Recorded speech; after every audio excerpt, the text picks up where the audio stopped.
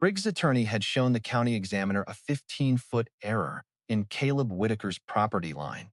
Then Wren Calloway placed a 14-year-old state ruling on the table. If Briggs was right, Caleb could lose the east pasture he had spent 14 years building. The attorney had two official records side by side, and they really did describe the boundary differently. That was the first surprise. Wren did not deny the discrepancy. She confirmed it. Then she opened the Gallatin ruling and showed what Briggs's case left out. Years earlier, the State Land Commission had already decided which record controlled when an old territorial survey conflicted with a later state deed. Caleb's deed fell under that rule. The 15-foot discrepancy was real, but legally, it changed nothing. The boundary remained where Caleb's deed and physical fence had always placed it. The examiner read the ruling once, then again. Briggs' attorney stood to argue, but the examiner raised one hand. "I am familiar with the Gallatin decision." The attorney sat down. Now the hearing was no longer only about Caleb's land. Briggs had already tried to buy the property for 40 cents on the dollar. He had asked whether Caleb was weak, confused, and dependent on Wren. When Caleb still refused to sell, Briggs filed this claim. The ruling Wren had placed on the table had been settled law for 14 years. The examiner looked directly at Briggs. "Were you aware of the Gallatin ruling at the time you filed this claim?" Briggs' attorney reached for his arm. Briggs moved the hand away. He did not say no. Instead, he admitted he knew of a commission ruling involving similar circumstances, but said his counsel believed it could still be argued. The room went still. A 15-foot survey dispute had become something larger. If Briggs knew the law could defeat his claim before he filed it, why had he spent real money bringing the case at all? And what had he expected to happen before Wren found the ruling that could stop him? She pressed her hand against his forehead and felt the heat burning through his skin like a branding iron, and the breath left her body. He hadn't eaten in days. His horses were screaming in the barn.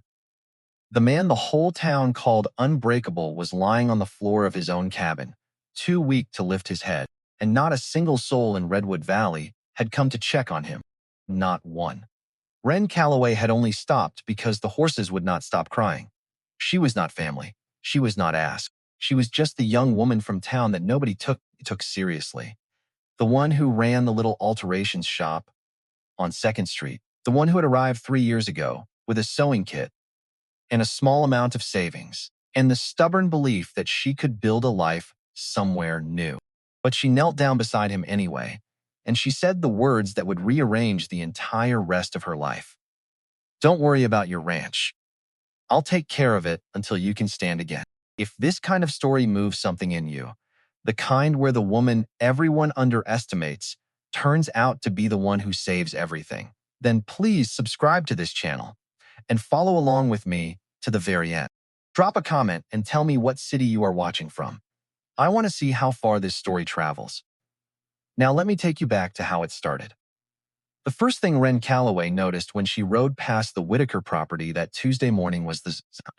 Not silent, not the kind of still mountain quiet that settles over the hills before sunrise and makes a person feel like the whole world is holding its breath.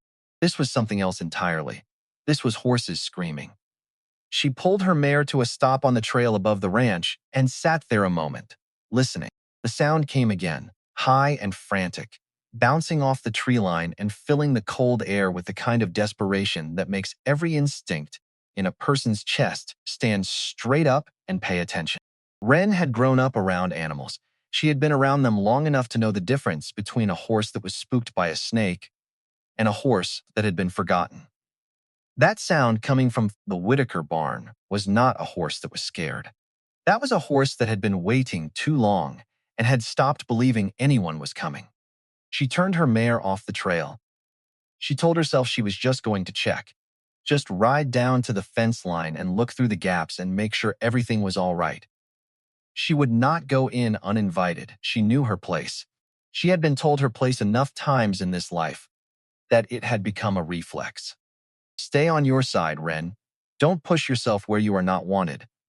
What business does a girl like you have riding up to a man's property uninvited? She heard those voices even as she dismounted at the gate and pushed it open. She heard them and kept walking anyway. The barn door was standing half open. The two horses inside, both big, both beautiful, the kind of animals a man cares for the way other men care for their children, had worked themselves into a sweat despite the cold. Their water troughs were bone dry. Their feed buckets were empty, and when Wren stepped through the barn door and let her eyes adjust to the dark, one of them pressed its nose into her shoulder so hard she stumbled sideways. "All right," she said quietly. "All right, I see you. I have got you." She filled the water troughs from the well pump outside, made 2 trips with the feed buckets, and stood there in the barn doorway afterward watching the horses drink. That was when she looked toward the cabin. The front door was closed. No smoke from the chimney, no movement behind the single window the seat faced the yard. Caleb Whitaker had lived on this mountain for going on 15 years. She had seen him ride into town maybe a dozen times in the 3 years she had lived in Redwood Valley. He was the kind of man people talked about more than they actually knew. Big, quiet, capable. The sort of person you built a reputation around because the real man was too private to contradict it. He had built that cabin with his own hands. He had cleared those fields alone. He had survived 2 of the worst winters the region had seen in 40 years, without asking a single neighbor for anything. Nobody in town checked on him. Wren stood in that yard and understood something cold and specific. Nobody had checked on him because nobody thought he needed it. And nobody thought he needed it. Because strong men in lonely places are the last ones anyone thinks to look in on. She knocked on the cabin door. Nothing. She knocked again harder. "Mr. Whitaker, it is Wren Calloway. I am sorry to bother you. I heard your horses, and I stopped to water them. I just want to make sure everything is all right." Still nothing. She pressed her palm flat against the door and pushed. It swung open. The smell hit her first. Fever and sweat and unwashed air, and the particular heaviness of a room where a person has been sick long enough that it starts to settle into the walls. Her eyes went to the far corner of the main room, and she found him there. Caleb Whitaker, the man this town had built an entire mythology around, the mountain man, the loner, the one person in the valley nobody worried about. Because nobody worried about people like him, was lying on the floor beside his overturned chair, and he was burning alive. Wren crossed the room in 4 steps. She got down on her knees beside him. Without thinking about whether her dress would get dirty, without thinking about whether her presence was appropriate or welcome, or any of the 100 things she usually thought about, before she took up space anywhere. She pressed her hand against his forehead and felt the heat, and something in her chest went very still and very focused. "Mr. Whitaker." She put her hand on his shoulder and shook gently. "Sir, can you hear me?" His eyes opened. They were glassy and too bright. The look of a man whose fever had been climbing for days without anyone to slow it down. "Get out," he said. His voice was rough and cracked, barely above a scrape of sound. "I don't need." "You are on your floor," Wren said. Not unkindly, just factually. "You have got a fever that feels like it has been running for at least 2 days. Your horses had not been fed or watered, and they were frantic. I do not know what happened, but I am not leaving until I know you are not going to die in here alone." He blinked at her. She watched him try to push himself up and fail. Watched his arm buckle under his own weight. And she moved before she made any conscious decision to do it. She got her arm under his shoulder and helped him back up into the chair she righted with her free hand. He was a big man. She had known that from a distance. Up close and half collapsed, he was still substantial, wide through the shoulders, heavy through the chest. But Wren was stronger than she looked. Strong in the way that women who have always had to do things themselves become strong. And she got him into that chair without dropping him. He sat there breathing hard, looking at her, like he was not sure if she was real. "Who sent you?" he said. "Nobody."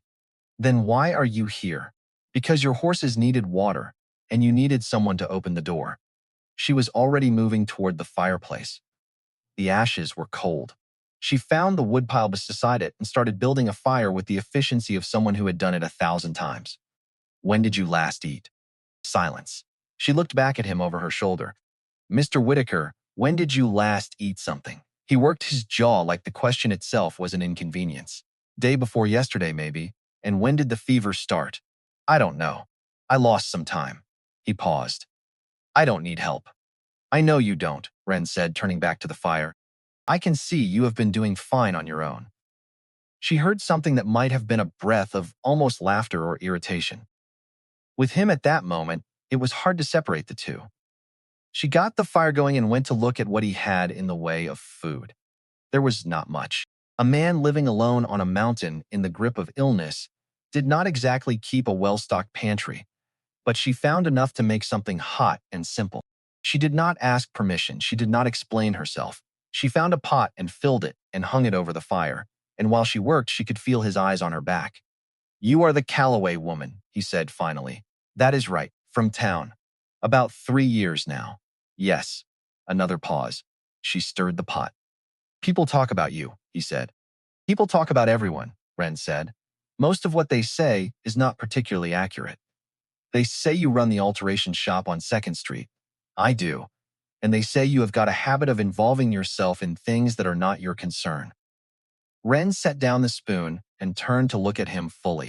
He was watching her from the chair with those fever-bright eyes, and his expression was not hostile exactly. It was careful, measuring. The look of a man who had learned to be skeptical of everything that came toward him without a clear reason attached. Would you like me to leave? She asked. He held her gaze for a long moment. I didn't say that. Then let me finish making this soup. She turned back to the pot. You can tell me to go when you are not running a fever that could cook an egg. He did not say anything else for a while after that. She helped him into bed after he ate, an exercise that required both of them to set aside considerable dignity, and neither of them remarked on it afterward. She left him with water within reach, and the fire built up enough to last through the night. And she went out to check on the horses one more time before the light went completely. Standing in that dark barn, listening to the horses settle into the steady rhythm of animals that had finally been fed and watered, Wren had a quiet conversation with herself about what she was doing. She had come to Redwood Valley with a skill and a stubborn belief, and she had built something from it. She had opened her shop. She had done good work. She had been polite to people who were not polite back, and she had kept her head up when they talked about her. She thought about that on the ride home, and she came back the next morning. The fever had not broken.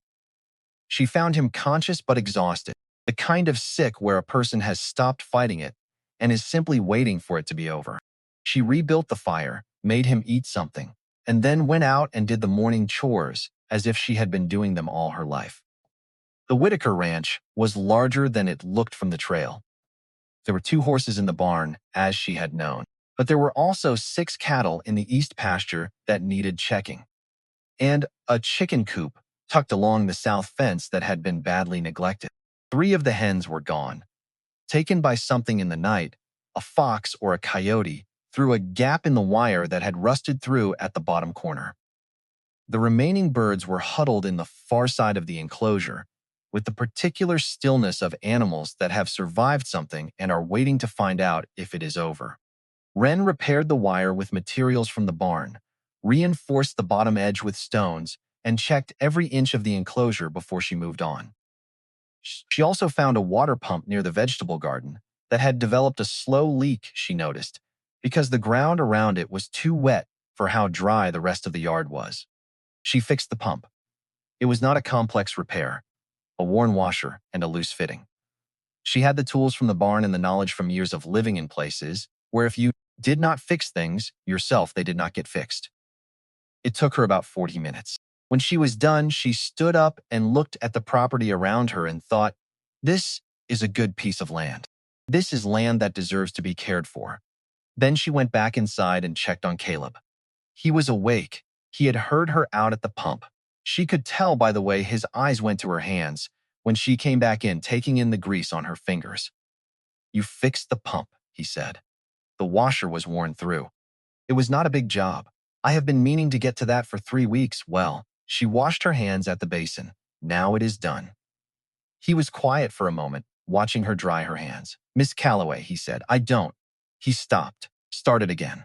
I am not good at this, at being sick, at having someone do things for me. He said it like it cost him something. Like the words themselves were heavy and he had been carrying them so long he had forgotten he was carrying anything. I have been on this land alone for a long time. I don't know how to let someone help. Wren pulled a chair up to the side of his bed and sat down. Mr. Whitaker, she said, I am not asking you to let me do anything. I am just doing it. There is a difference. He looked at her for a long moment with those careful measuring eyes. Why? He said. You don't know me. I have never done anything for you. I don't have anything you would want. I stopped because your horses were crying, she said. And I stayed because you needed someone to stay. That is all there is to it. He did not look like he believed her, but he did not argue either. If you have made it this far, you already know this is not a story about luck. It is about someone choosing to show up even when nobody asked her to. So go ahead and subscribe to the channel and drop a like, because what this young woman is about to face on that mountain is going to test everything she has. She came back the third morning and the fourth. By the fifth day, the fever broke. She came in to find him sitting up in bed with a little color back in his face and something almost like self-consciousness in his expression, as if the return of coherent thought had also returned his awareness of the situation. A woman he barely knew coming to his home every morning, running his property, keeping his animals alive. You should go home, he said when she came in with water and what passed for breakfast. I will. After I check the cattle, Miss Calloway. Your east pasture fence has a section that has gone loose near the creek, she said. If I don't reinforce it today, you are going to lose those cattle into the timber before you are back on your feet. It is a 2-hour job, and I would like to get it done before the afternoon clouds come in. He stared at her. How do you know about the fence? I walked it 2 days ago. You walked my fence line. Someone had to. He sat there for a moment with the look of a man who is trying to find an argument and coming up short on every side. You cannot do that alone, he said finally. The fence posts out by the creek are old. They need to be driven deep or they won't hold. It is heavy work. I have done heavy work before. Not on terrain like this, Miss Calloway. She met his eyes steadily. I am not going to argue with you about what I can and cannot do. I know what I can do. I have known for a long time whether or not anyone else has seen fit to agree with me. She paused. If you want to direct me on the best approach for those posts, I will take the advice. But I am going to fix the fence. Something moved across his face that she could not quite name. It was not quite respect. It was something quieter than that. Something more like recognition. Like a man seeing something he had stopped believing existed. Take the sledgehammer from the south side of the barn, he said. Not the one by the door, the bigger one. And the long driver stakes are in the second bin on the left. Thank you, Wren said. She fixed the fence. It took her closer to 3 hours than 2 because the ground near the creek was harder than she had expected. And 2 of the old posts were rotted halfway through and needed replacing, not just reinforcing. She came back to the cabin in the afternoon with her arms aching and her hair escaping from every pin she had put in it, and her boots soaked through from the creek bank. And she found Caleb sitting at his kitchen table for the first time. Pale and slow but sitting. He had managed to make coffee. He looked up when she came in, took in the state of her, and pushed the second cup across the table without saying a word. She sat down and wrapped her hands around it. How bad was it? He said. 2 of the posts were rotted through. I replaced them with the spares from the barn. The line should hold now. He nodded slowly. He was looking at her hands around the cup. The broken nails, the red marks from the sledgehammer handle, the creek mud she had not quite gotten scrubbed off her wrists. Miss Calloway, he said. His voice was different than it had been before. Quieter, more careful. But not careful the way it was when he was measuring her for something. Careful the way people get when they are trying to say something true and they want to get the words right. I am grateful for all of it. The horses, the cooking, the pump, and now the fence. I know I have not said it properly. You don't have to. I want to. He looked at her directly then, and she saw something in his face that she had not expected to see in a man like this. Not vulnerability exactly, but the bare edge of it. Nobody has done anything for me in a long time without wanting something back. And you have not asked me for a thing. No, Wren said. I have not. That bothers me. It bothers you that I have not asked for anything. It bothers me because I don't know what to do with it. I don't know what it means. His jaw worked for a moment. In my experience, people don't do things for nothing. Wren was quiet for a moment, turning the cup in her hands. In my experience, she said finally, people do things for each other because they are people, and sometimes that is enough. Not everyone is trying to get something. Some of us are just trying to be useful in the world. She looked up at him.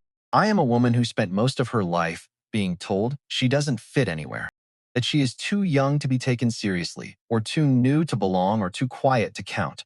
And I have noticed that the places where people decide ahead of time that you don't belong are usually the places that need you most. She paused. Your animals needed care. You needed help. I was here. That is the whole story. Caleb looked at her for a long time after that. That is a bigger way of looking at things than most people manage, he said. I have had a lot of time to work it out. He almost smiled. Not quite. There was something in him that seemed to have forgotten the shape of it, the way a muscle forgets a movement after long disuse. But it was close enough that she recognized what it was reaching toward. The cattle need to be checked again tomorrow morning, he said. The two in the north corner, the older ones, they have been slow to the fence this time of year. Means they are not moving right. Could be hoof trouble. I will look at them tomorrow, Wren said. He nodded. And for a few minutes, they sat there at his kitchen table, the mountain man who had lived alone on this land for 15 years, telling a woman from town how his cattle moved, what the signs were for where the ground got soft in the spring. And Wren listened and asked questions. And the afternoon light shifted around them, and neither of them said anything about what was actually happening, which was that something was changing, something small and careful and significant. The next day, she came back and checked the cattle and found what he had predicted. The older one in the north corner was favoring her left foreleg. A stone wedged deep in the soft tissue of the hoof that had been there long enough to cause real tenderness. Wren worked it out carefully, cleaned the area, and went back to tell Caleb, who listened to her, describe the process with an expression that was no longer surprised. He was expecting her to know what she was doing. The realization landed on Wren quietly somewhere between the barn and the cabin door. He was expecting her to know what she was doing, because she had shown him over and over that she did. She stood in his doorway with the morning still bright around her and understood that this man, this particular man, with his careful eyes and his rusty gratitude and his 15 years of believing he needed nobody, had stopped looking at her the way the rest of this town looked at her. She did not know yet what that meant. She only knew it was something she had not felt in a very long time. That evening, Dorrit Adler came to Wren's door with 2 cups of coffee and the look of a woman who had something specific to say. Dorrit was a small woman, sharp-eyed, the kind of person who noticed everything and said only what she had decided was worth the trouble. She had been kind to Wren from the beginning in the practical, no-ceremony way of someone who judged people by their behavior. She settled into the chair across from Wren's kitchen table and was quiet for a moment. Then she said, I came to this town 20 years ago, alone. My husband had passed the winter before. I was nobody here. Nobody's mother, nobody's sister, nobody's anything. Took me 5 years before anyone in Redwood Valley stopped treating me like a thing that had blown in on the wind. She looked at Wren directly. I know what it costs to build something in a place that has not decided it wants you yet. Wren waited. People are noticing, Dorrit said. You ride out to the Whitaker place every morning. It is just talk for now. But in a town this size, talk has a way of becoming something heavier if it gets the right person pushing it. Wren asked what people were saying exactly. Dorrit told her, nothing vicious yet. Just the slow, sideways curiosity of a small town that had found something to look at. Mrs. Patton had asked Dorrit directly whether Wren was courting the Whitaker man. The Hendersons had mentioned it at the feed store. Someone had counted the mornings. Who is counting? Wren asked. People who have nothing better to count, Dorrit said, which in this town is most of them. What do you think? Wren asked. I think you are doing what needs doing, Dorrit said. That has never been popular in this town. She paused. I also think there is a man on that mountain who needed someone to show up for him, and you were the only one who did. And that says something about you, and it says something about this town, and neither of those things is particularly comfortable for the people who stayed home. Wren nodded. She thought about not going back. The thought lasted about 3 seconds. Then she put it away. The morning the fever finally fully broke, the morning Caleb walked out to the barn on his own. 2 legs for the first time in 10 days and stood there. Watching her check the horses, with his arms crossed and his hat pulled low, he did something she had not expected. He reached into his coat pocket and pulled out a key. He held it out to her, small, iron, worn smooth from years of use. "The barn key," he said, "in case you get here before I am up." Wren looked at the key in his hand. She understood the weight of what he was offering. This was a man who had spent 15 years making certain he owed nothing to anyone. A man who kept everything locked, because locked meant controlled, and controlled meant safe. And he was handing her access without her asking. She took it. The iron was warm from his hand. "Thank you," she said. He nodded once and turned back to his horses, and neither of them said anything more about it. But the key sat heavy and specific in her coat pocket for the rest of that morning, and she was aware of it with every step she took across that property. She used it the very next day. She arrived before dawn, let herself into the barn quietly, and had the horses fed and the morning chores half finished before Caleb came out to find her already working. He stood in the barn doorway for a moment, watching her move through the stalls with the ease of someone who belongs there. Then he went back inside and put the coffee on without saying a word. That morning turned into the first day. Caleb tried to work beside her instead of watching from a chair. Wren noticed the difference immediately. He did not announce that he was better. Men like Caleb rarely announced anything about themselves that could be demonstrated with work. He simply came out of the cabin with his coat on, crossed the yard, and reached for a feed sack as though the past 10 days had been an inconvenience he could now ignore. Wren took the other end before he could lift it. "What are you doing?" he asked. "Keeping you from being foolish before breakfast. I have carried these sacks for 15 years, and last week you could not cross your own room without help. Those two facts can exist at the same time."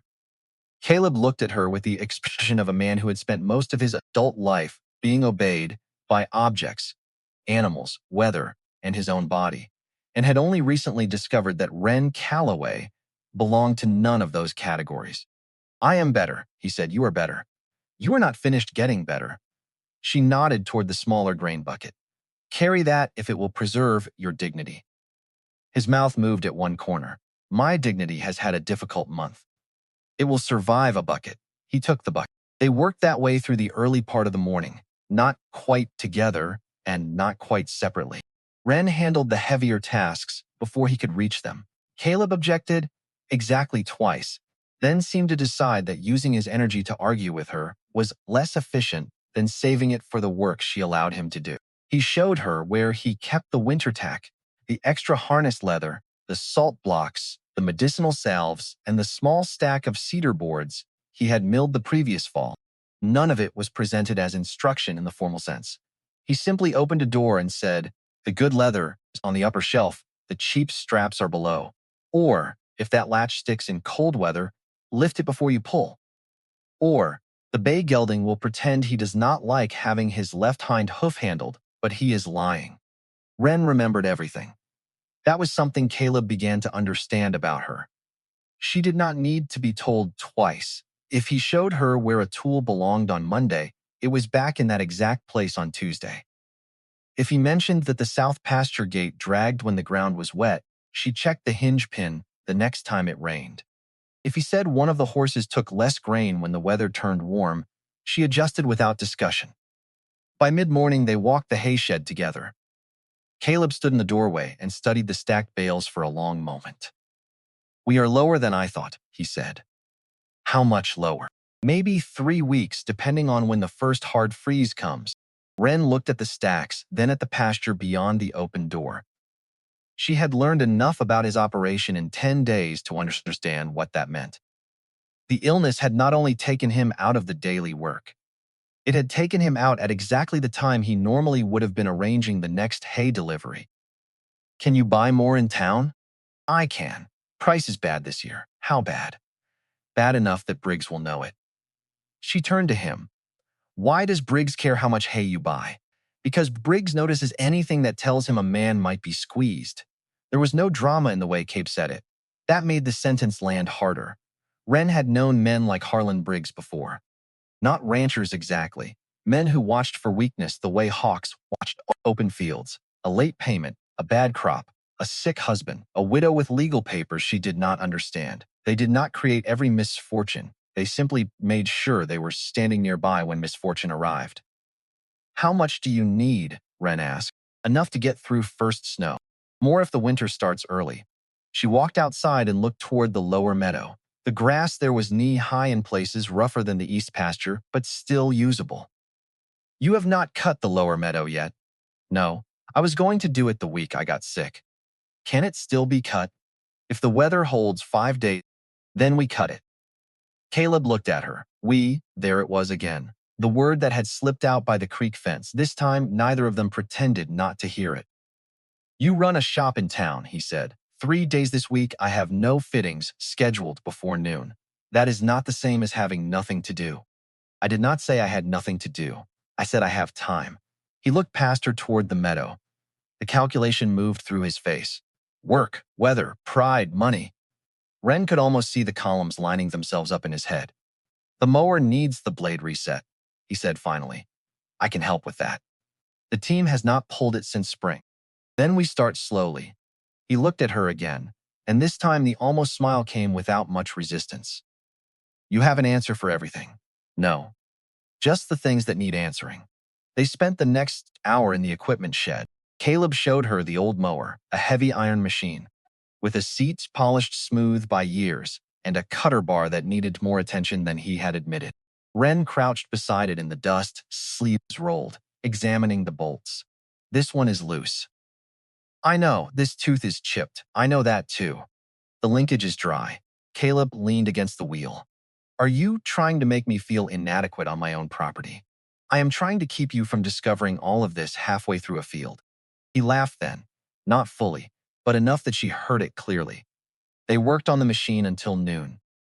Wren held the wrench while Caleb adjusted the linkage. Caleb explained how the cutter bar should sound when it was moving correctly, a smooth clipped rhythm instead of a rattle. Wren listened, asked him to run it once. Then again. By the second run, she could hear the difference.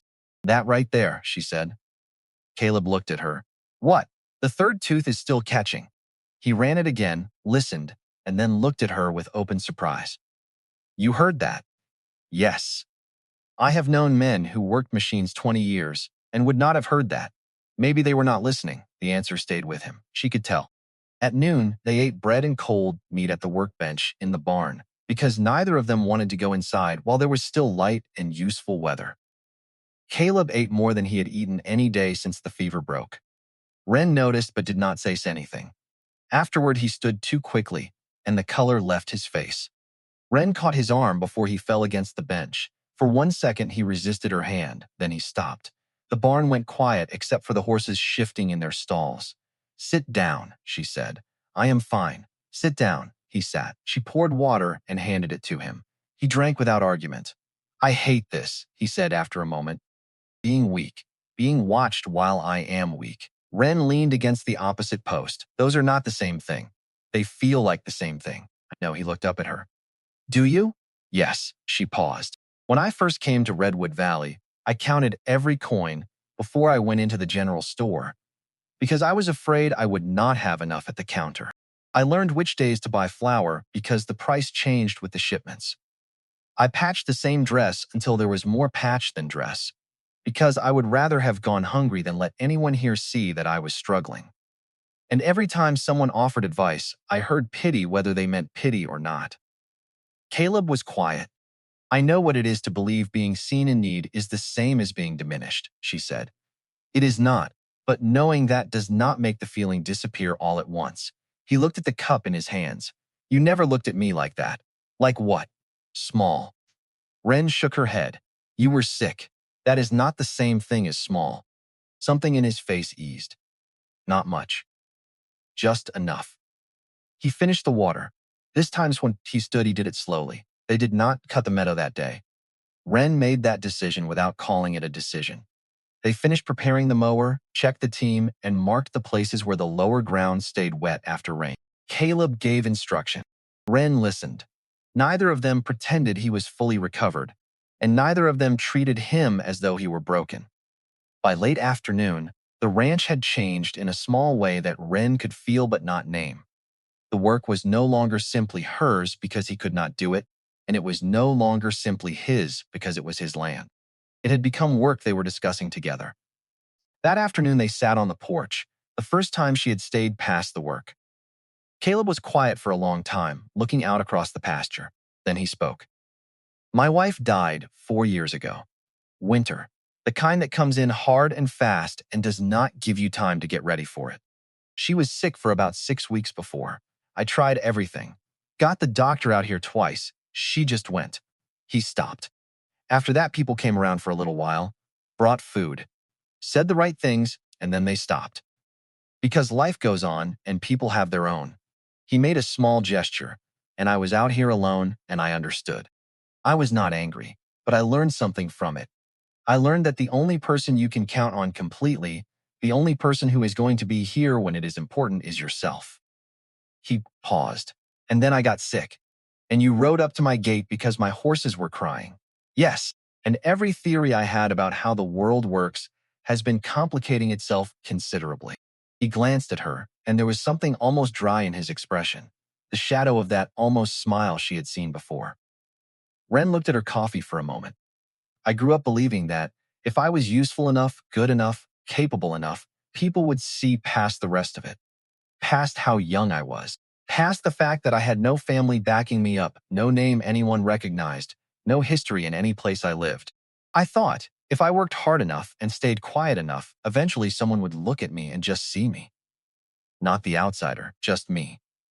She paused. It took me a long time to figure out that the people who were not going to see me were never going to see me no matter what I did, and that there was not anything wrong with me. There was something wrong with what they decided before they looked. How long did it take to figure that out? He asked. I am still working on it, she said honestly. Some days I have it. Some days I ride into town and somebody looks at me a certain way, and I am 12 years old again, and none of it feels like mine yet. He nodded. That is honest, he said. I find that things generally go better when I am. He looked at her then, a long, direct look, the kind of look that does not have anything behind it except the thing itself, no measurement, no calculation, no careful holding back. I think you are the most capable person I have met in 15 years on this mountain, he said, and I spent most of that time not meeting anyone worth knowing. Wren felt the weight of that land somewhere in her chest. She looked back out at the pasture. That might be the finest thing anyone has said to me in a long while, she said. Then people have not been saying enough of the right things. No, they have not. The evening settled around them, and neither of them moved to go inside, and the silence between them was not absence but presence, the kind that forms between people who have both said enough true things to each other that they do not need to fill the space. Stay until the end, because what happens next in this valley, what Wren is about to face, is the part that is going to change everything. She did not know yet what was gathering against her. She did not know that Harlon Briggs, the man who owned half the town council and whose brother-in-law ran the county assessor's office, had been asking questions about the Whitaker property for months. She did not know that he had made 3 offers to buy the East 40 acres and been refused 3 times. She did not know that Caleb's illness had landed on Briggs's desk like an opportunity delivered by Providence. And she certainly did not know that her name, Wren Calloway, the woman from the alterations shop, the outsider nobody had taken seriously for 3 years, had just become the angle Harlon Briggs intended to use to finally break Caleb Whitaker. The whispers were getting louder, and neither of them had any idea yet how much louder they were going to get. The whispers reached Wren on a Wednesday. She heard them the way she always heard things in this town. Not directly, not to her face, because nobody in Redwood Valley had ever been brave enough, to say the hard things to her directly. She heard them through the silence that fell when she walked into Mercer's general store. Through the way Mrs. Patton on the corner of 2nd Street suddenly found something very interesting to look at on the far side of the street when Wren rode past.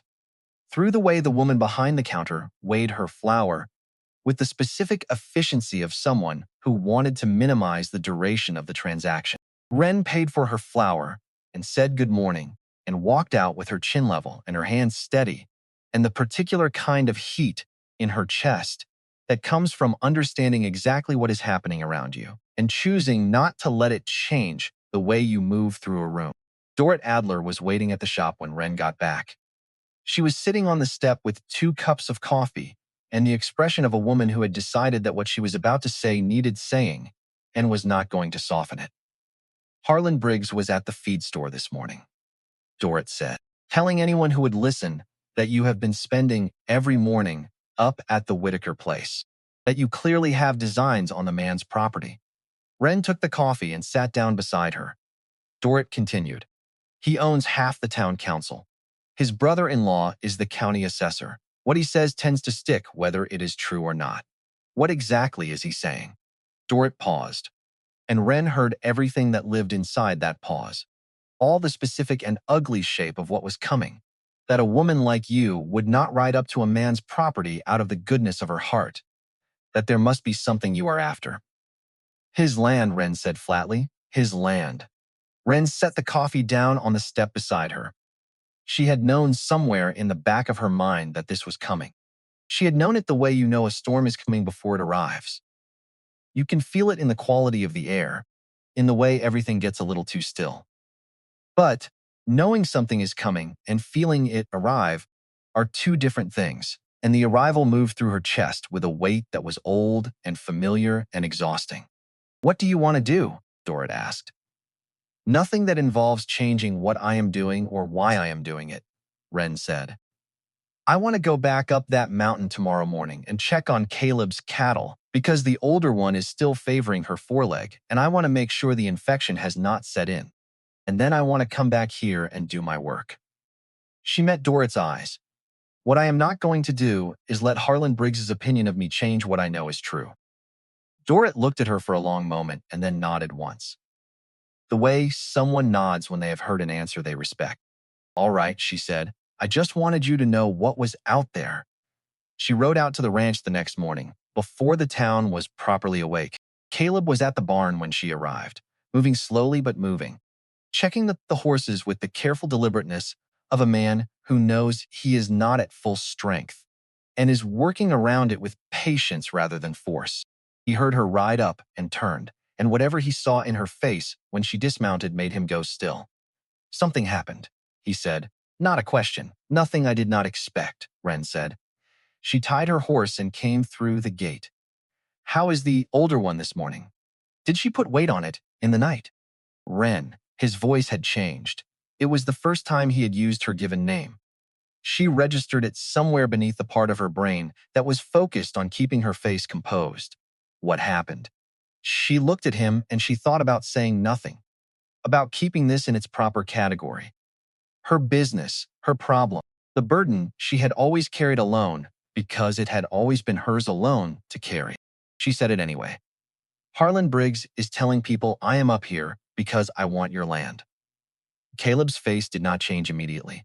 The change came slowly, a stillness, spreading through his expression that was not blankness, but something more concentrated than that, a quieting of everything else, so that whatever he was feeling underneath could come to the surface clearly. Briggs, he said.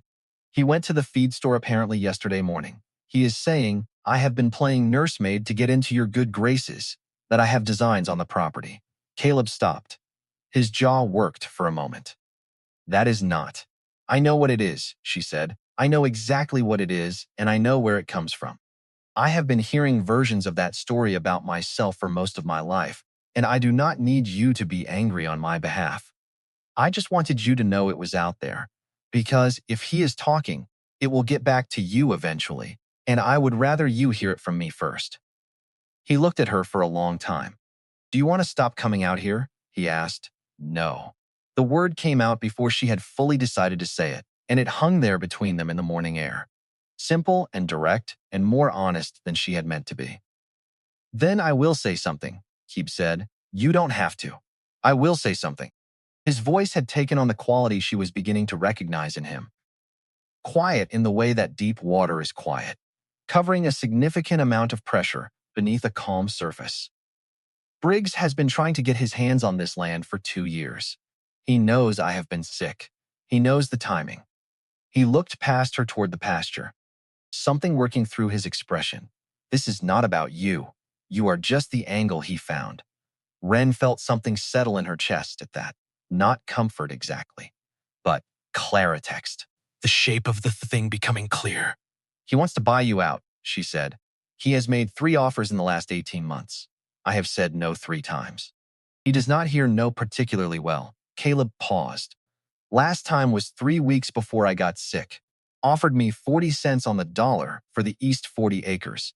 Said the land was not as productive as it looked. Said I was working harder than it was worth. I told him I had built this place with my own hands, and I was not selling a single acre of it to a man who had never done a day's hard work in his life.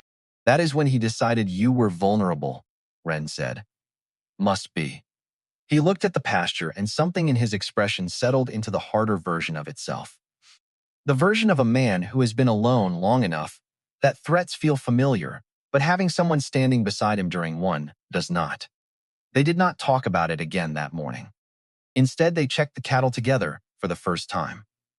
Caleb walked her through the herd with the patient specificity of a man who knows every animal by its gait and its habits and its particular way of standing in the morning cold.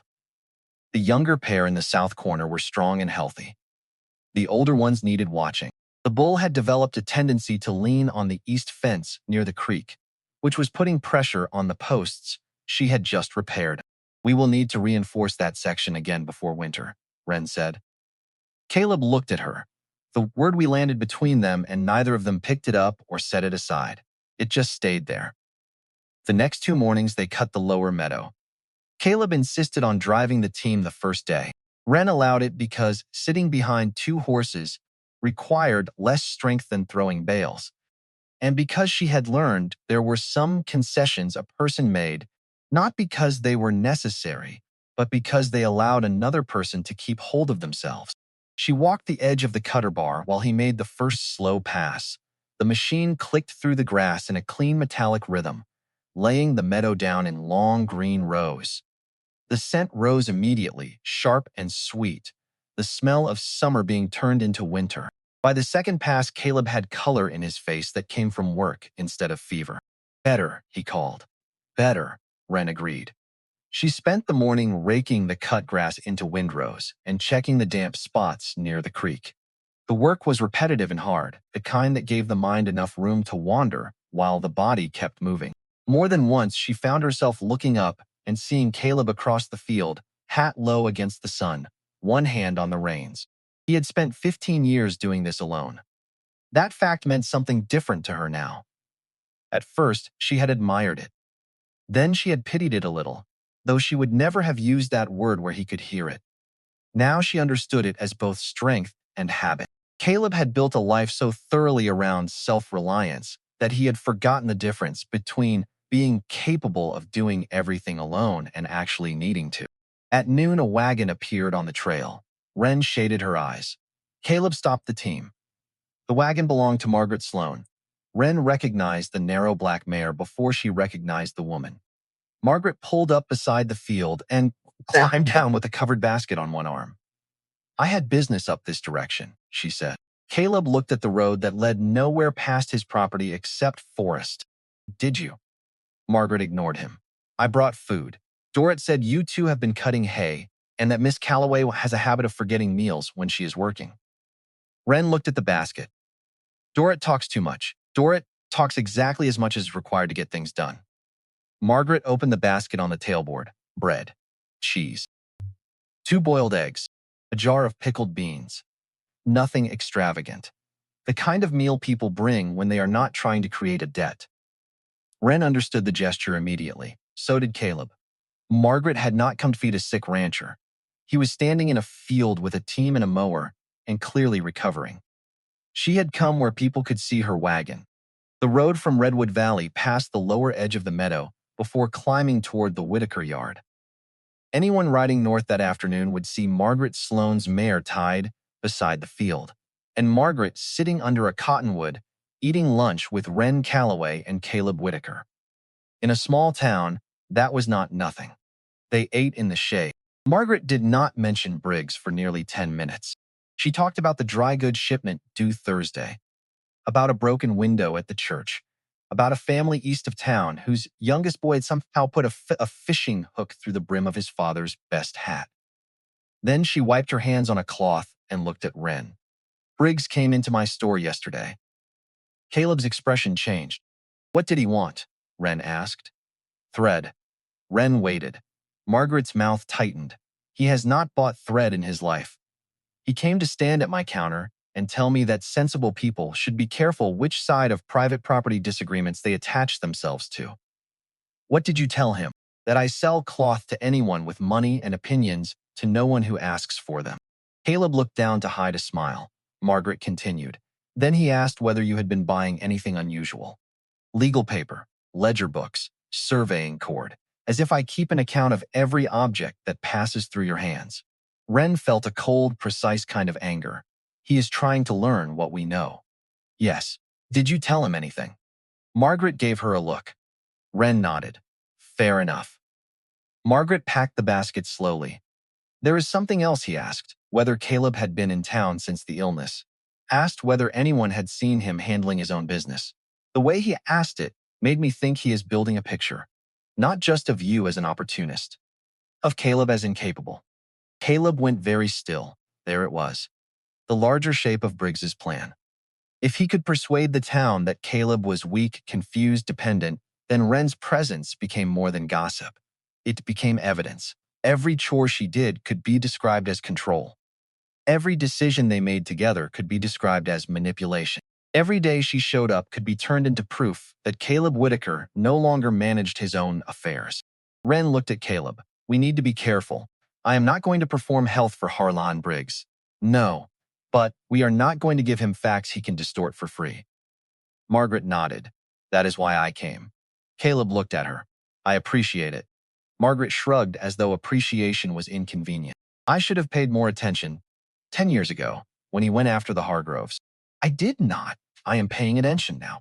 She climbed back into her wagon after lunch and drove toward town, leaving the three of them with the basket's empty cloth and the knowledge that the conflict had widened by one person. Wren watched the wagon disappear through the trees. She did not have to do that, Caleb said.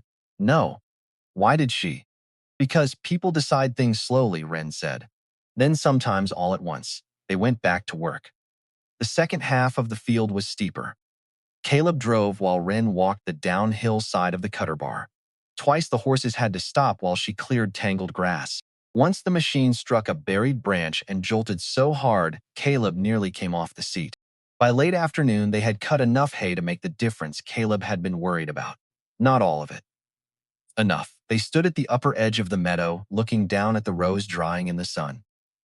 That buys us how much? Wren asked. If the weather holds and we get it stacked dry, maybe 2 weeks of winter feed. 2 weeks is something. 2 weeks can be the difference between buying hay at Briggs's price and not buying it at all. Wren looked at him. His price. He owns one of the bigger hay stores on the South Road. Through his brother-in-law. Of course he does. Caleb gave a short, humorless laugh. That night the clouds gathered faster than either of them expected. Wren saw them building over the western ridge while they were checking the cutter bar. Dark-bellied clouds with the hard blue edge that meant rain before midnight. The hay was still too green to stack. If it gets soaked, Caleb said, we lose half of what we cut. Wren looked at the meadow. How long before rain? 3 hours if we are lucky. They did not discuss whether to try, they simply moved. Caleb brought the wagon. Wren forked the driest windrows first. They built loose temporary stacks under the open-sided equipment shed where air could still move through them. The work became urgent without becoming frantic. Caleb drove. Wren loaded. Then they changed places when his strength began to fade. The first thunder rolled. while they were bringing in the last wagon. The horses felt it and quickened. "Easy," Wren said, one hand on the line. "Easy, we are almost there." The rain hit as they pulled under the shed, not a gentle rain. A sudden hard mountain downpour that drummed against the metal roof so loudly they had to raise their voices to hear each other. Wren jumped down from the wagon. Her hair was wet through. Caleb was soaked from shoulders to boots. They stood under the roof looking at the meadow disappear behind a silver curtain. For a moment, neither spoke. Then Caleb started laughing. Wren looked at him. "What?" He shook his head. "3 weeks ago, I would have stood out there alone trying to save every row until I dropped. And I would have called that strength." Wren pushed wet hair away from her face. "What do you call this?" He looked around the shed, at the stacked hay, at the team breathing steadily, at her. "Better judgment. That is progress. It is irritating progress. Most progress is." The rain kept falling. They could not go anywhere for a while. So they sat on the wagon tongue under the equipment shed and watched water pour from the roof. Wren's sleeves were plastered to her arms. Caleb's hat had given up entirely and sat beside him dripping onto the dirt. He looked younger when he laughed. She had noticed it before in fragments. Now, with the storm around them and the work finished enough for the day, there was nothing guarded in his face. Wren had the sudden and disorienting awareness that she liked looking at him. Not because he needed her. Not because she admired what he had built. Because he was Caleb. She looked back at the rain before the thought could become anything larger. Beside her, he said, "You are quiet." Thinking, dangerous habit. So I have been told.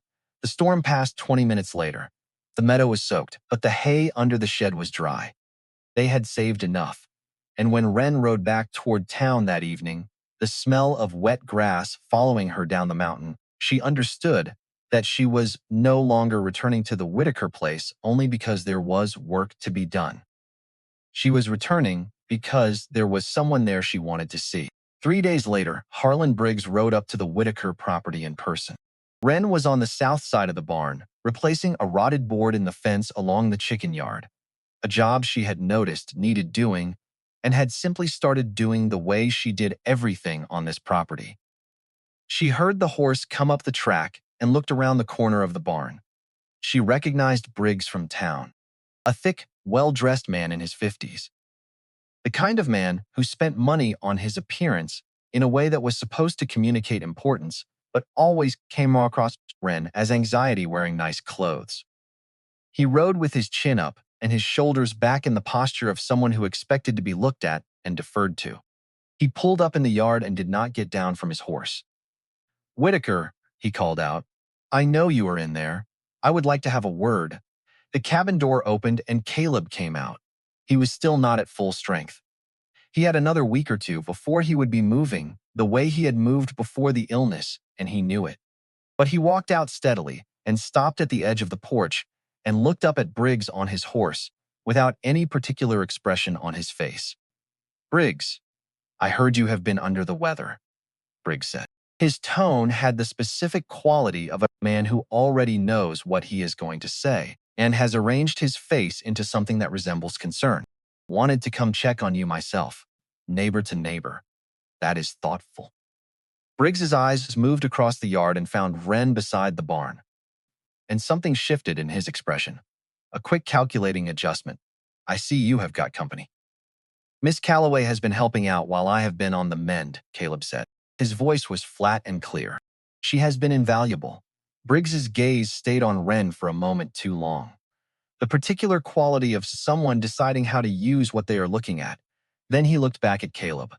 "That is generous of her.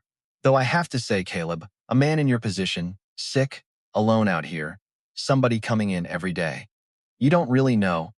You might want to think carefully about what she has got access to.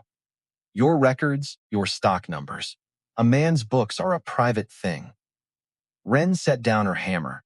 She walked across the yard. Briggs watched her come with the look of a man who had not quite expected this particular variable to move. She stopped at the edge of the porch beside Caleb and looked up at Briggs on his horse. "Mr. Briggs," she said, "I don't believe we have been formally introduced. I am Wren Calloway. I run the alteration shop on 2nd Street. She paused. "I also, as it happens, know how to read a man's books. I used to do the accounts for 3 different households back in Billings before I came out here. So if you are concerned about the Whitaker financials being in capable hands, you can set that worry aside. They are. Briggs stared at her. Caleb beside her said nothing, but she felt him go very still. That is not. I was not suggesting. Were you not? Wren said. She kept her voice light. I apologize. I must have misread you. She tilted her head slightly. What were you suggesting? Briggs's face had gone a particular color. I came to make Caleb an offer, he said. His voice had dropped some of its smoothness. A fair offer, the same one I have made before, which he has been too proud to take, and which I am willing to put on the table again now that circumstances have changed. Circumstances have not changed, Caleb said. You have been bedridden for 2 weeks, and now I am not. And my property is in better shape than it was before I got sick because Miss Calloway found problems I had not gotten to and fixed them. He looked at Briggs with the particular clarity of a man who has made up his mind. I am not selling, not a single acre, not to you, not now, not the next time you ride up here with a fair offer, not the time after that. We are done with this conversation. Briggs looked from Caleb to Wren and back to Caleb. The calculation in his eyes was no longer making any effort to hide itself. You are making a mistake, he said. You are a sick man who got lucky that some woman decided to take an interest. That luck is not going to hold. This land is too much for one person alone, and you know it. When I do need someone, Caleb said, you will be the last person I call. Briggs held his gaze for a moment. Then he turned his horse and rode back down the track without another word. The yard went quiet. Wren became aware that her heart was beating faster than she would have liked, and that her hands were entirely steady, which she was grateful for. He is not done, Caleb said. No, Wren agreed. He is not. He is going to go back to town and make this worse. He looked at her then, and his eyes held something heavy in them. Not guilt exactly, but responsibility. The awareness of having drawn someone into something. I am sorry. This is not what you signed up for. I did not sign up for anything, Wren said. I stopped because your horses were crying. Everything else is just what came next. If you have made it this far into Wren's story, hit subscribe, because what happens next is the part I have been waiting to tell you.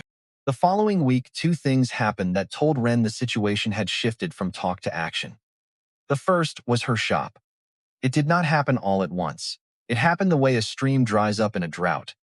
Not dramatically, not with any single moment you could point to as the cause. Just slowly, steadily, the flow reducing until one morning you look down and realize there is barely anything there. Mrs. Caldwell did not come to pick up the order she had placed the week before. 2 of Wren's regular customers sent someone else to collect their finished work, as if being seen at the door of the alterations shop had become something to be managed, rather than done casually.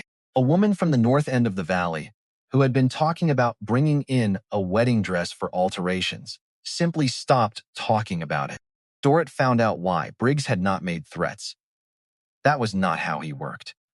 He had simply let it be known through the particular channels that run through a small town like water through cracks in a foundation that he was paying attention to who did business with the Calloway woman.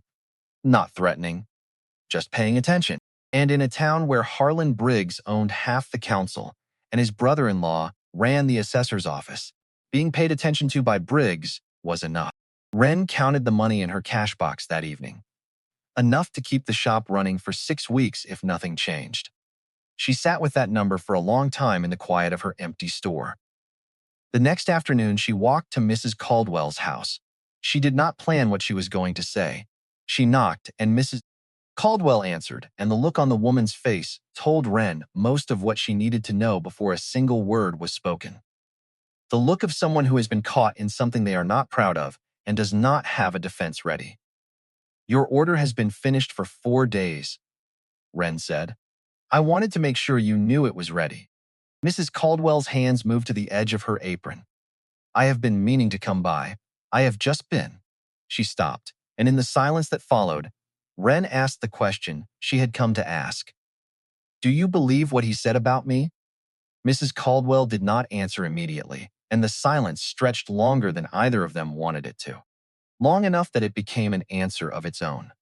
long enough that Wren understood with perfect clarity that this woman who had sat in her own parlor and let Harlon Briggs construct lies about a person she barely knew was not going to stand in her own doorway and say no to Wren's face.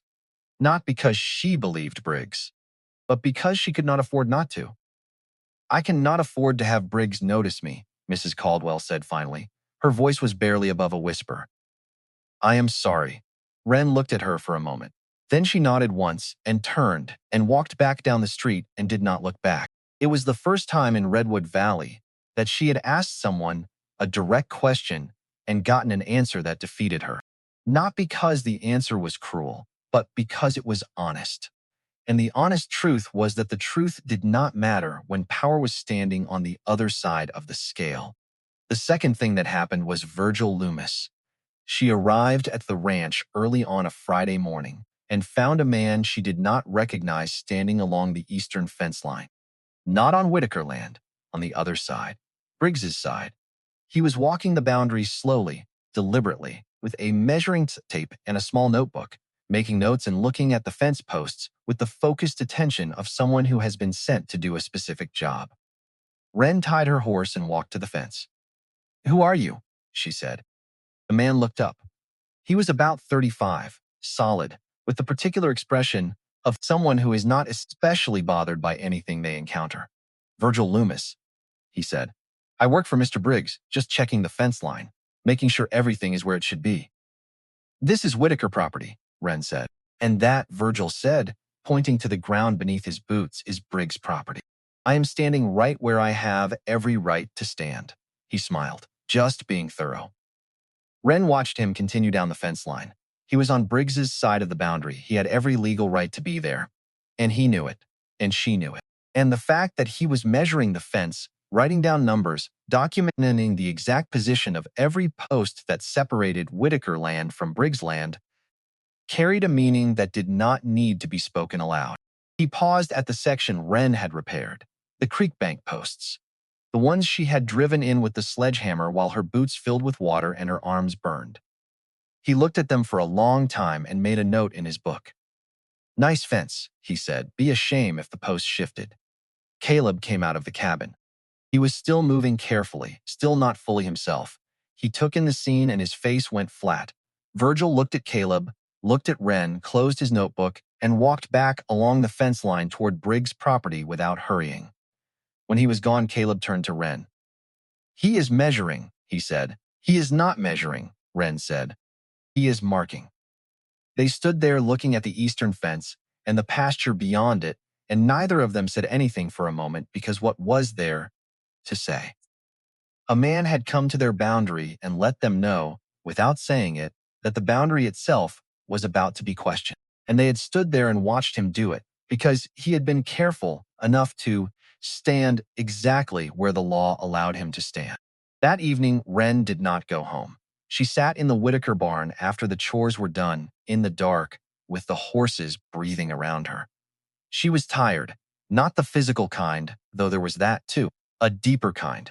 The kind that comes from fighting on 3 fronts at once and watching every single one of them get worse. Her shop was dying. The town had closed around her like a fist, and now Briggs was coming for the land itself. She sat there and thought about leaving, not leaving in defeat. Leaving strategically. If she stopped coming to the ranch, Briggs would lose his angle. Caleb would be safer. The town would find something else to talk about. She could focus on the shop, rebuild the customer base, survive. And Caleb could face Briggs on his own terms, without a woman nobody respected standing next to him, making everything more complicated. It was a rational calculation. It was clean and logical, and it made sense. And she almost made it. She was close enough to the decision that she could feel the shape of it forming in her chest. The specific relief of putting something down that has been too heavy to carry. Dorrit found her in the barn. She had come looking because Wren had not ridden past her house at the usual time. She stood in the barn doorway and took in the scene and said nothing for a moment. Then she sat down on the feed bin across from Wren and folded her hands. "You are thinking about not coming back," Dorrit said. Wren did not answer. "If you leave now," Dorrit said, "Briggs does not just win the land. He wins the idea that any person in this town can be chased off by a man with money and a loud voice. She paused, and the next person he targets will not have you. Wren looked at her. 10 years ago, Dorrit said, he did the same thing to the Hargrove family. Water rights dispute, filed a claim he knew was shaky. They did not have anyone who could read the documents. They sold and left. Nobody stopped it. Nobody tried. Wren was quiet for a long time. The horses shifted in their stalls. The mountain was dark outside the barn door. She thought about the Hargroves, a family she had never met, driven off their land by a man who used paper the way other men used fists. She thought about Mrs. Caldwell standing in her doorway saying, "I cannot afford to have Briggs notice me." She thought about all the people in all the small towns who had ever been told they did not belong and had believed it and left. She stood up. She was not going anywhere. 2 days later, Briggs went to the church social that Mrs.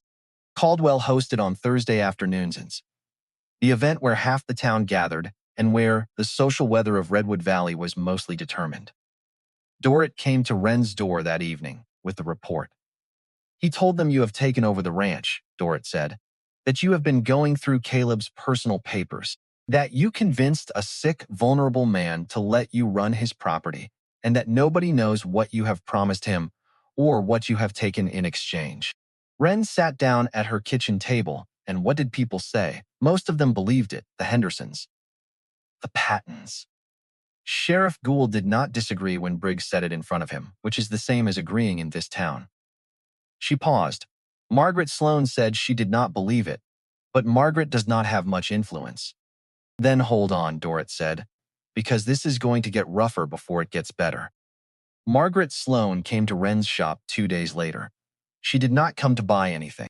She walked in and sat down across from the work table and looked at Wren with the direct attention of a woman who has spent 30 years watching people in this valley and has seen enough to know exactly what she is looking at and some. "I have run that dry goods store for 30 years, Margaret said. "I have watched men like Briggs come and go. They always find a target." She paused. 10 years ago, it was the Hargrove family. He filed a water rights claim against them. They did not have anyone to help them read the documents. They sold and left. Wren held very still. "I did not do anything then," Margaret said. "I have regretted it for a decade." She looked at Wren with an expression that was not warm in the obvious way, but was warm in the more durable way. The warmth of someone who has made a decision. "Don't let him do this again. And if you need someone in that room when the time comes, I will be there." Wren met her eyes. "The time might come sooner than you think." It came on a Friday morning. The county messenger arrived at Wren's shop with a document bearing the seal of the county assessor's office, a formal notice of a land boundary dispute filing initiated by Harlon Briggs, claiming that the eastern 40 acres of the Whitaker property had been improperly recorded in the original deed documentation filed 17 years prior, and that said acreage rightfully fell within the boundary lines of land Briggs had purchased from the previous territorial holder a decade ago. He was not trying to buy the land anymore. He was trying to claim he already owned it. There was a hearing date, 30 days. Wren's was saddled and moving within 10 minutes. She rode faster than she usually did, not because she was panicking, but because 30 days was not a long time, and she needed to look at Caleb's face when he read this, and she needed to understand what she was dealing with before she could think clearly about any of it. Caleb was splitting wood in the yard when she came up the track.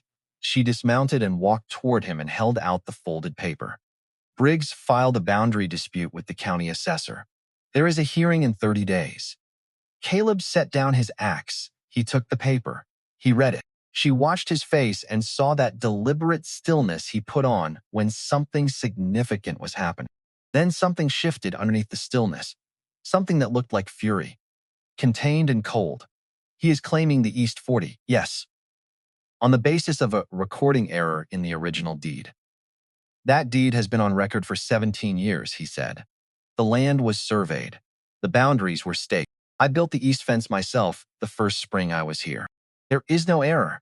"I know," Wren said, "which means he manufactured one. Or he is claiming one and hoping the documentation is old enough and complicated enough that it is hard to disprove in 30 days. Caleb turned and looked at her. You understand how this works. I understand how men like Briggs work, she said. He could not buy you out, and he could not use me to pressure you into selling. So now he is going to try to take it through the legal system instead. He is betting that you don't have the resources to fight it properly in 30 days, that you are still weak from being sick, that your records are not organized. She paused. He is betting on chaos. He does not know your records, Caleb said. No, he does not. She held his gaze. Show me everything you have.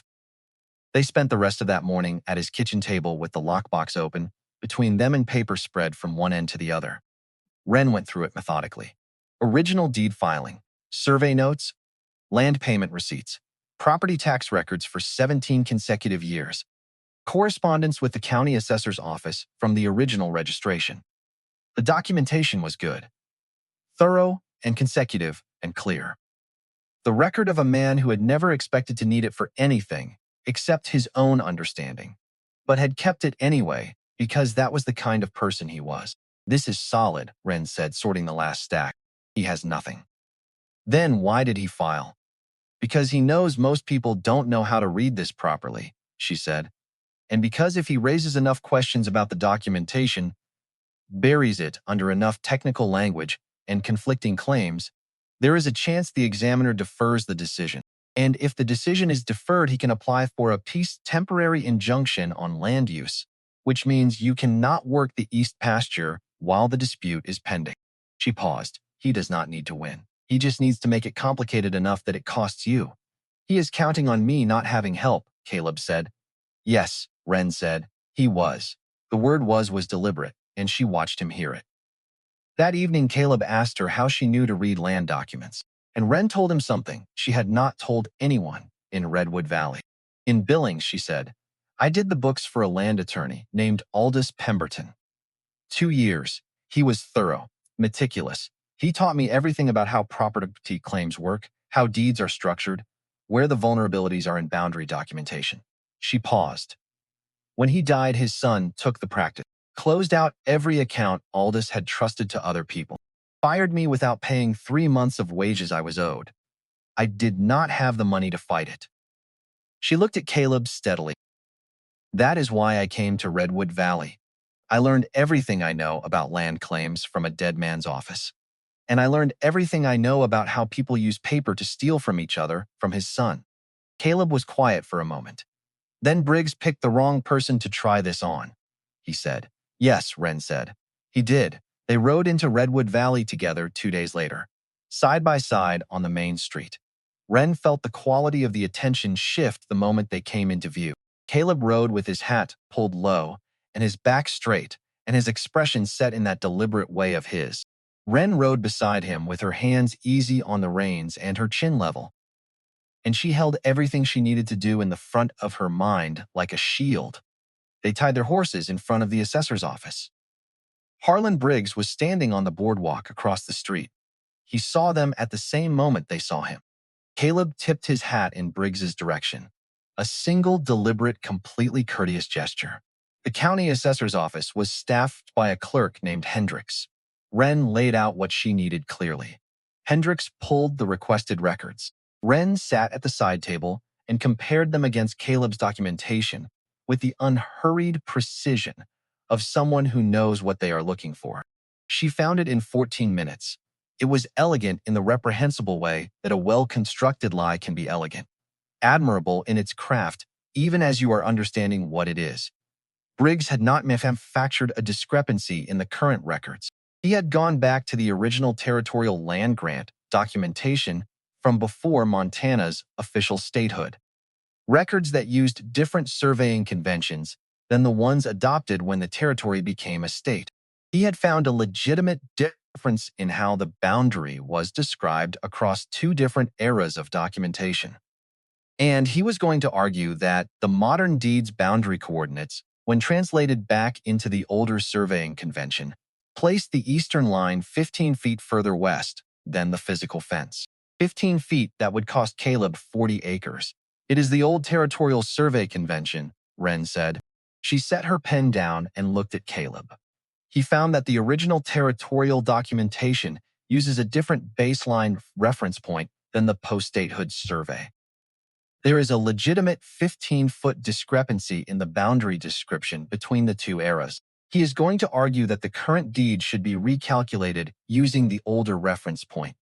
Can he do that? He can make the argument. Whether it holds depends entirely on how the examiner interprets the legal precedent for which surveying convention takes authority when there is a conflict. She paused.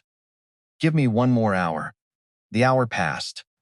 Caleb got up once, walked to the window, came back. Outside drummed someone on the street, and Wren heard their horse and identified from the cadence that it was not Briggs coming back, and filed the information away and kept working. She found the precedent she was looking for in the State Land Records Compendium. Hendricks kept on the third shelf. A ruling from the State Land Commission 14 years prior. A case from Gallatin County with nearly identical circumstances in which the commission had held that post-statehood survey documentation took controlling authority over pre-statehood territorial records. In all boundary disputes filed after 1882, the Whitaker deed had been filed in 1887. The ruling was dispositive. Briggs's entire case rested on an argument that had already been legally rejected 14 years ago. Wren sat back from the table. She looked at Caleb. He knew, she said. He knew about this ruling, and he filed anyway. Why would he? Because he is counting on you not knowing about it. She said he is counting on the examiner not being familiar with a 14-year-old Gallatin County precedent. He is counting on confusion. He's going to walk into that hearing with a stack of complicated territorial documents and a smooth manner. And he is going to hope that uncertainty creates enough room for a deferral. She paused. He is not expecting anyone to have done this research. Can we stop it? He said. We can do better than stop it, Wren said. They left the assessor's office an hour later with full copies of the relevant documentation. Briggs was no longer visible on the boardwalk, but as they untied their horses, Wren became aware of a small gathering of people along the street. Among them was Sheriff Gould, standing in front of the hardware store with his thumbs hooked in his belt, and his face arranged in the neutral expression of a man waiting to see which way something falls before he decides where he stands. And beside him, Margaret Sloane, looking at Wren with an expression that was not neutral at all. It was attentive, reconsidering. Caleb turned to the small audience on the boardwalk and took a single step toward them and stood there with the full weight of 15 years of mountain life in his posture and his voice. I am going to say something once, he said, loud enough to carry, and I would appreciate it if those who are here would pass it along to those who are not. Miss Calloway has been coming to my property every morning for the past 3 weeks because I was sick and she was decent enough to stop when nobody else did. She fed my horses. She repaired my fence. She checked my cattle. She found a hoof infection that would have cost me an animal. She kept my ranch running while I was flat on my back. He paused. She has not touched my papers except to help me today when it became necessary. She has not asked me for a single thing. She has not manipulated me or pressured me or taken advantage of anything. Another pause. Longer. What she has done is show more integrity and more skill than anyone else in this valley, man or woman, has shown toward me in 15 years. And I will stand behind that statement in front of anyone who wants to question it. Nobody said anything. Margaret Sloane nodded once slowly. Sheriff Gould looked at the ground. Caleb turned back to his horse, and Wren was already in the saddle, and they rode out of town side by side without looking back. Wren did not say anything until they were on the trail above town, out of earshot. Then she said, "You did not have to do that." "Yes, I did," Caleb said. "It may make things more complicated." Things were already complicated. He glanced at her sideways. "I said what was true. That is the only thing I know how to do." 2 days before the hearing, something happened that neither of them had seen coming. The county messenger arrived at Wren's shop on a Tuesday afternoon with a second document. This one was not addressed to Caleb. It was addressed to Wren Calloway. It bore the seal of the county court. It was a formal deposition notice. Briggs had filed a request for her testimony at the hearing, claiming her as a material witness to the administration of the Whitaker property during the disputed period. He was going to put her on the stand. He was going to put her on the stand in a public hearing, in front of everyone in Redwood Valley and ask her questions about what she had done on that ranch and what she had handled and what she had seen. He was going to make her the story. Wren set the document down on her work table and looked at it for a long moment. Then she picked up her things and walked to the door and turned the sign in the window to closed. She had work to do. She spent the 2 days before the hearing doing something she had never done before in Redwood Valley. She asked for help, not in the way of someone who has run out of options, not desperate, not pleading, not the kind of asking that comes with apology already folded inside it. She asked the way she did everything, directly, clearly, with a full understanding of what she was asking for and why. She went to Margaret Sloane first. Margaret was behind the counter of the dry goods store when Wren walked in on a Monday morning. She looked up and waited, and something in the quality of her waiting told Wren that this woman had been expecting her. "You told people at the church social that you did not believe what Briggs was saying about me," Wren said. "That is right. I need to know if that was just a private opinion or whether you would be willing to say it publicly." At the hearing, Margaret set down the inventory ledger she had been writing in and looked at Wren the way someone looks when they are taking a full accounting of a situation before they commit to anything. "What exactly would you need me to say?" "What you know," Wren said. "What you have observed. You have seen me in this town for 3 years. You have seen how I run my business. You have seen how I treat people. If Briggs puts me on that stand and starts asking questions designed to make me look like a schemer, I need people in that room who can contradict the picture he is trying to paint. Not with speeches, just with the truth." Margaret picked up her ledger and set it aside again. "I will be there," she said. The Hendersons were harder. They had believed Briggs. Wren knew that from Dorrit. And walking up to their front door, knowing that they had sat in a church hall and nodded along. While a man constructed lies about her character required something she had to pull up from a place inside herself that did not have a name exact, only a quality. The quality of someone who has been underestimated so many times that she has stopped being surprised by it and started being practiced at moving through it.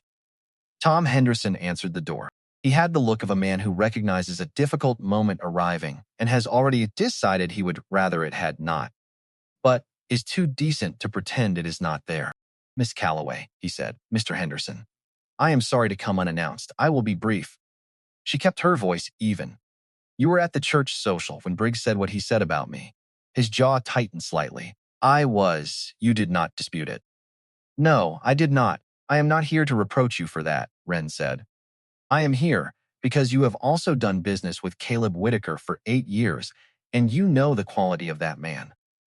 And you know that the quality of a man tells you something about the quality of the people he chooses to trust."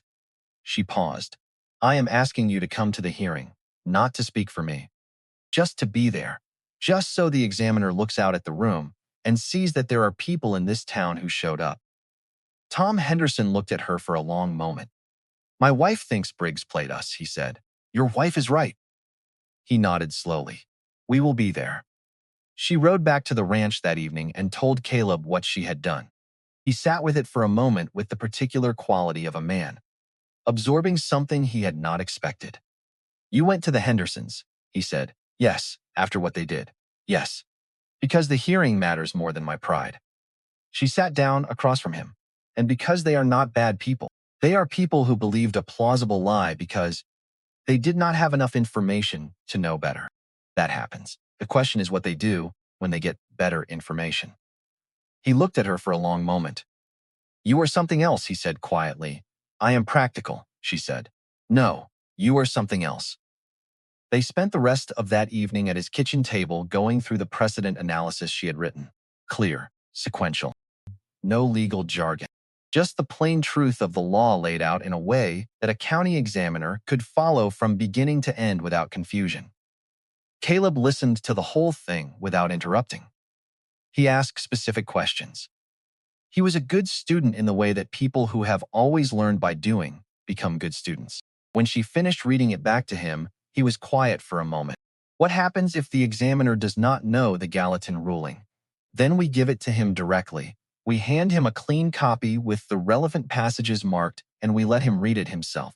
An examiner worth his position will apply it correctly once he has it in his hands. And if he does not, then we appeal. And we win the appeal.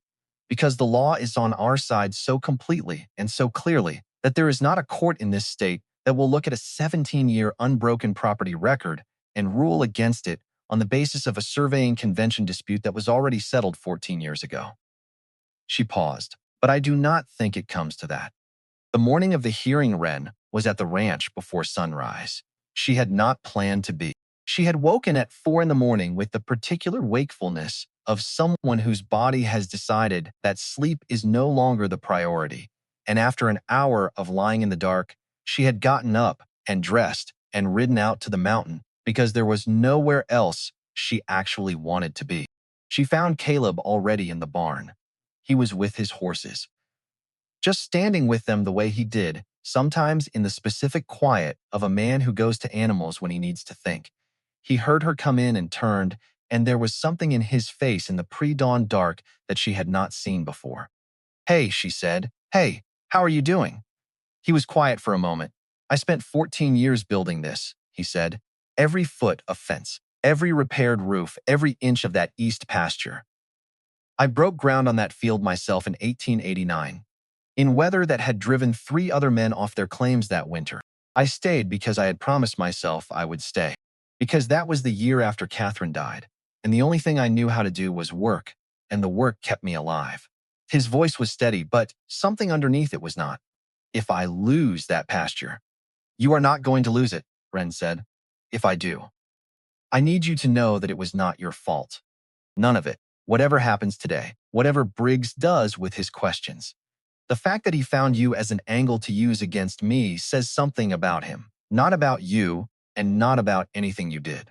Wren looked at the side of his face. "Caleb," she said, "look at me." He turned. "You are not going to lose it. I have been over every document. I have read every relevant statute. The law is on your side so completely that the only way you lose today is if the examiner is corrupt. And if he is corrupt, we will know it within the first 10 minutes, and we will file an appeal before we leave the building." She paused. "I would not let you walk into that room if I was not certain." He held her gaze. "That is the thing about you," he said. "What is? You see things like that, and I believe them. Not because you are trying to reassure me, because you mean it. And I can tell the difference." He looked at her steadily. "I stopped being able to trust that in people a long time ago. The ability to tell the difference." He paused. "You gave that back." Wren felt the weight of that land exactly where it landed. She did not know what to say, so she said the thing that needed saying. "We should get the horses ready. We do not want to be late." And something that was fully and finally and unmistakably a smile crossed Caleb Whitaker's face. The real one. The one that had been behind all those earlier almost versions. The one that changed the whole architecture of his expression when it arrived. "No," he agreed. "We do not." The county hall in Redwood Valley was not a grand building. It was a plain, practical room with benches along the walls and a table at the front for the examiner and chairs for the parties to the dispute. When Wren and Caleb walked in 20 minutes before the start time, the room was already more than half full. Wren stopped just inside the door and took in what she was looking at. The Hendersons were there in the 3rd row. Tom Henderson with his hat in his hands. Margaret Sloane was in the 2nd row, upright and composed. Dorrit Adler was there. Doc Pruitt was in the back row, arms folded, with the unimpressed expression of a man who has watched Harlon Briggs maneuver for years and has had enough of it. And there in the front row on the far side was Harlon Briggs, dressed expensively, prepared, and he had 2 men with him.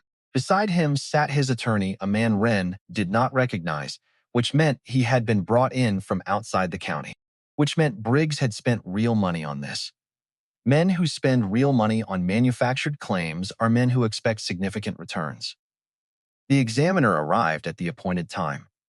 A heavyset man named Carril, who had held the position for 11 years and had a record of clean, procedurally careful decisions. Carril called the hearing to order and laid out the parameters plainly. Briggs had filed a boundary dispute claim on the basis of a surveying discrepancy between the original territorial documentation and the post-statehood deed. Whitaker was the respondent.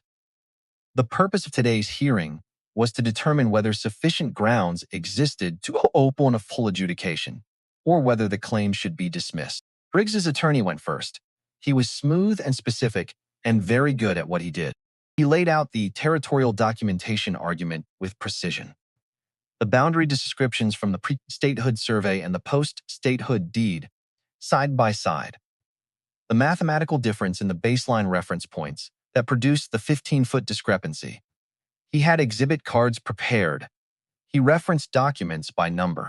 He made the whole thing look like an open and shut case of administrative error that had simply been waiting 17 years to be corrected. When he finished, Carril looked at Caleb. "Mr. Whitaker, you are representing yourself." "Yes, sir," with Miss Calloway's assistance in preparing the documentation. Carril looked at Wren. Something in his expression shifted, not dismissively, assessingly. The look of a man recalibrating who the actual prepared party in front of him was. "Miss Calloway," he said, "you have documentation to present." "I do, Mr. Carril." She laid the packet in front of him.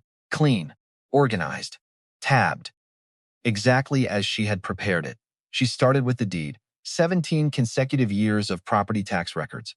Unbroken, paid on time, filing to present. The original survey staking documentation from 2 independent sources, both confirming the same boundary coordinates. She put each document on the table in front of Carril in sequence, naming each one, explaining what it established, moving to the next with the deliberate pace of someone who wants to make absolutely certain nothing is going too fast to follow. Briggs's attorney was watching her with the expression of a man who has arrived at a card game expecting a particular opponent and found someone he did not account for. Then she reached the Gallatin ruling. She set the copy on the table in front of Carril.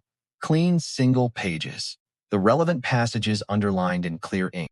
In 1891, she said, the State Land Commission ruled in the matter of Gallatin County versus Thornberry that in all boundary disputes filed after 1882, post-statehood survey documentation takes controlling authority over pre-statehood territorial records.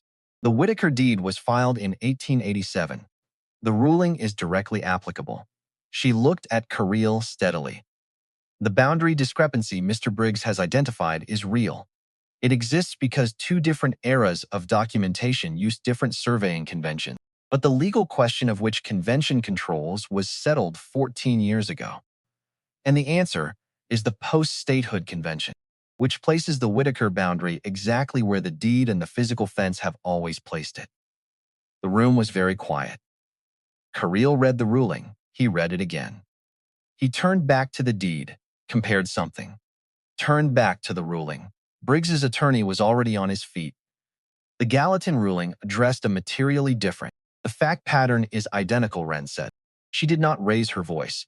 A pre-statehood territorial grant in conflict with a post-statehood deed filed after 1882. The Commission's language on controlling authority is explicit and not limited to that specific case. It established precedent. She paused. If Mr. Briggs's attorney would like to argue that the Commission's language is ambiguous, I would welcome the opportunity to read the relevant passage aloud to this room. Carril held up one hand. That will not be necessary, he said. He was still looking at the ruling. I am familiar with the Gallatin decision. The attorney sat down. Briggs turned and said something to him in a low voice. The attorney shook his head. Carril set the documents down and looked up at the room. Mr. Briggs, he said, I want to ask you a direct question. Were you aware of the Gallatin ruling at the time you filed this claim? The quality of the silence in that room changed. It became the kind of silence that has a shape to it. Everyone holding their breath in exactly the same direction. Briggs' attorney started to speak. I will answer that, Briggs said. His attorney put a hand on his arm. Briggs moved it off. I was aware there was a surveying discrepancy, Briggs said. My legal counsel advised me it was grounds for a dispute filing. That is not what I asked, Carril said. Briggs looked at him for a long moment. I was aware of a commission ruling that addressed similar circumstances, Briggs said carefully. My counsel's view is that the application to this case was arguable. The room exhaled. Carril looked at Briggs's attorney. Counselor, he said.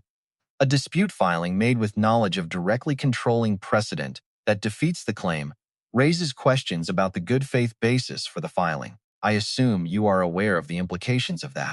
The attorney's face had the particular arrangement of someone who has just understood that the client who hired them left something important out of the briefing. I am going to dismiss this claim, Careel said. He said it the way people say things when they have made a decision and would like everyone in the room to understand that it is final. I am dismissing it with a notation of bad faith filing basis, which means Mr. Briggs cannot refile this claim. I am also referring the matter to the county solicitor for review of whether a sanction for frivolous filing is appropriate. He looked at Caleb. Mr. Whitaker, your documentation is complete and your title is clean. This hearing is closed. Briggs stood up. This is not over, Whitaker. Caleb stood up. He looked at Briggs across the room with the specific steadiness of a man who has been sick on his floor and refused to quit and had his property dragged through a bad faith legal proceeding and has come out the other side with everything intact. Yes, it is, Caleb said. Briggs turned and walked out, his attorney 2 steps behind him. The door swung shut and the room broke open. Not loudly, more quietly than that. The specific sound of a community exhaling, of people turning to each other with the particular expression of those who have witnessed something and are still working out what exactly it means. Tom Henderson stood up and crossed the room and extended his hand to Caleb. I am sorry, he said. For what I let go by at the social, I should have said something. Caleb shook his hand. You are here now. And then Tom looked at Wren. Miss Calloway, I owe you an apology that I do not quite have the right words for yet. You do not owe me anything, Wren said. Just know what you saw today. Remember it the next time one tells you a story of a person you do not know well enough to judge. Margaret Sloane came and stood beside Wren and said nothing for a moment. Just stood there. Then she said, You should have done that in front of all of them from the beginning. I know, Wren said. I was not ready. You are ready now. Yes, I think I am. Doc Pruitt stopped on his way out and shook Wren's hand and said in his direct, unsentimental way, You just did in one morning what would have taken most people a year and a lawyer. And then he was out the door before she could respond. 3 days after the hearing, Wren arrived at the ranch before dawn and found the eastern fence torn open. 4 posts pulled clean out of the ground, the ones she had driven in herself at the creek bank, the ones that had left her arms aching and her boots soaked through. They were lying in the mud with crowbar marks on them and boot prints in the soft ground around them that did not belong to anyone who had a right to be there. 3 of the cattle were gone. Through the gap and into the timber, Caleb came out of the cabin and saw what she was looking at, and his face went flat and dangerous. His hands closed at his sides. I am going to find Virgil Loomis, he said. No, Renson said. She said it calmly, and she meant it completely. If you ride into town and confront Virgil, Briggs wins. He wants you to react. He wants a reason to call the sheriff on you. She looked at him steadily. We are going to the sheriff ourselves, right now. We are going to file a report. We are going to show him the boot prints and the crowbar marks. And we are going to let Gould decide what kind of man he wants to be. Caleb stared at her. His jaw worked. Everything in him was pulling toward the other direction, toward the simple satisfaction of finding the man who had destroyed something she had built with her own hands and making him answer for it directly. But he looked at Wren, and he looked at the certainty in her face, and he understood that she was right the way she had been right about every single thing. Since the morning she had pushed his gate open. All right, he said. They rode to the sheriff's office together. Gould was at his desk. He looked up when they came in, and his face went through a complicated series of adjustments. The face of a man who has been standing in the middle of something for too long and knows that the middle is no longer a place he can stay. Wren laid it out. The fence posts, the crowbar marks, the boot prints, the cattle in the timber. She did not accuse anyone by name. She did not need to. She presented the evidence the same way she had presented the documents at the hearing. Calmly, sequentially, with the quiet assumption that a reasonable person looking at this information would reach the correct conclusion.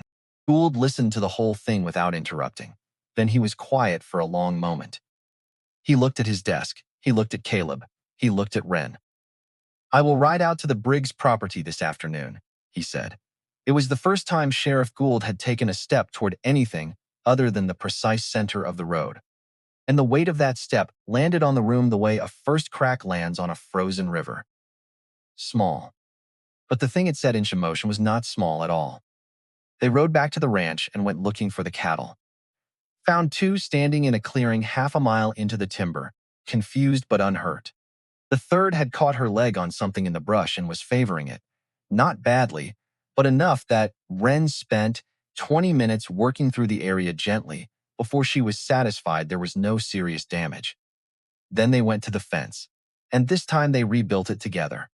Caleb drove posts while Wren set the stakes. They worked through the morning and into the afternoon without stopping, except for water.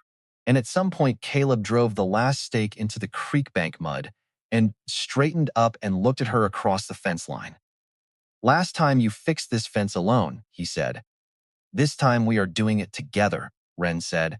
That is how it should have been from the start.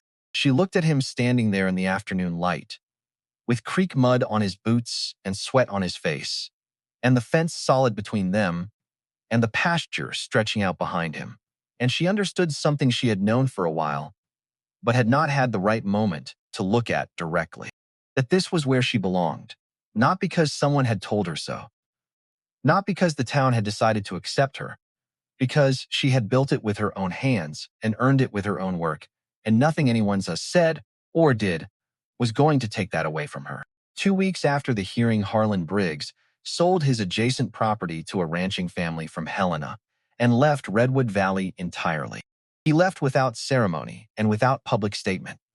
The county solicitor had quietly advised him that the bad faith filing notation made further legal maneuvering in the valley a poor investment of everyone's time.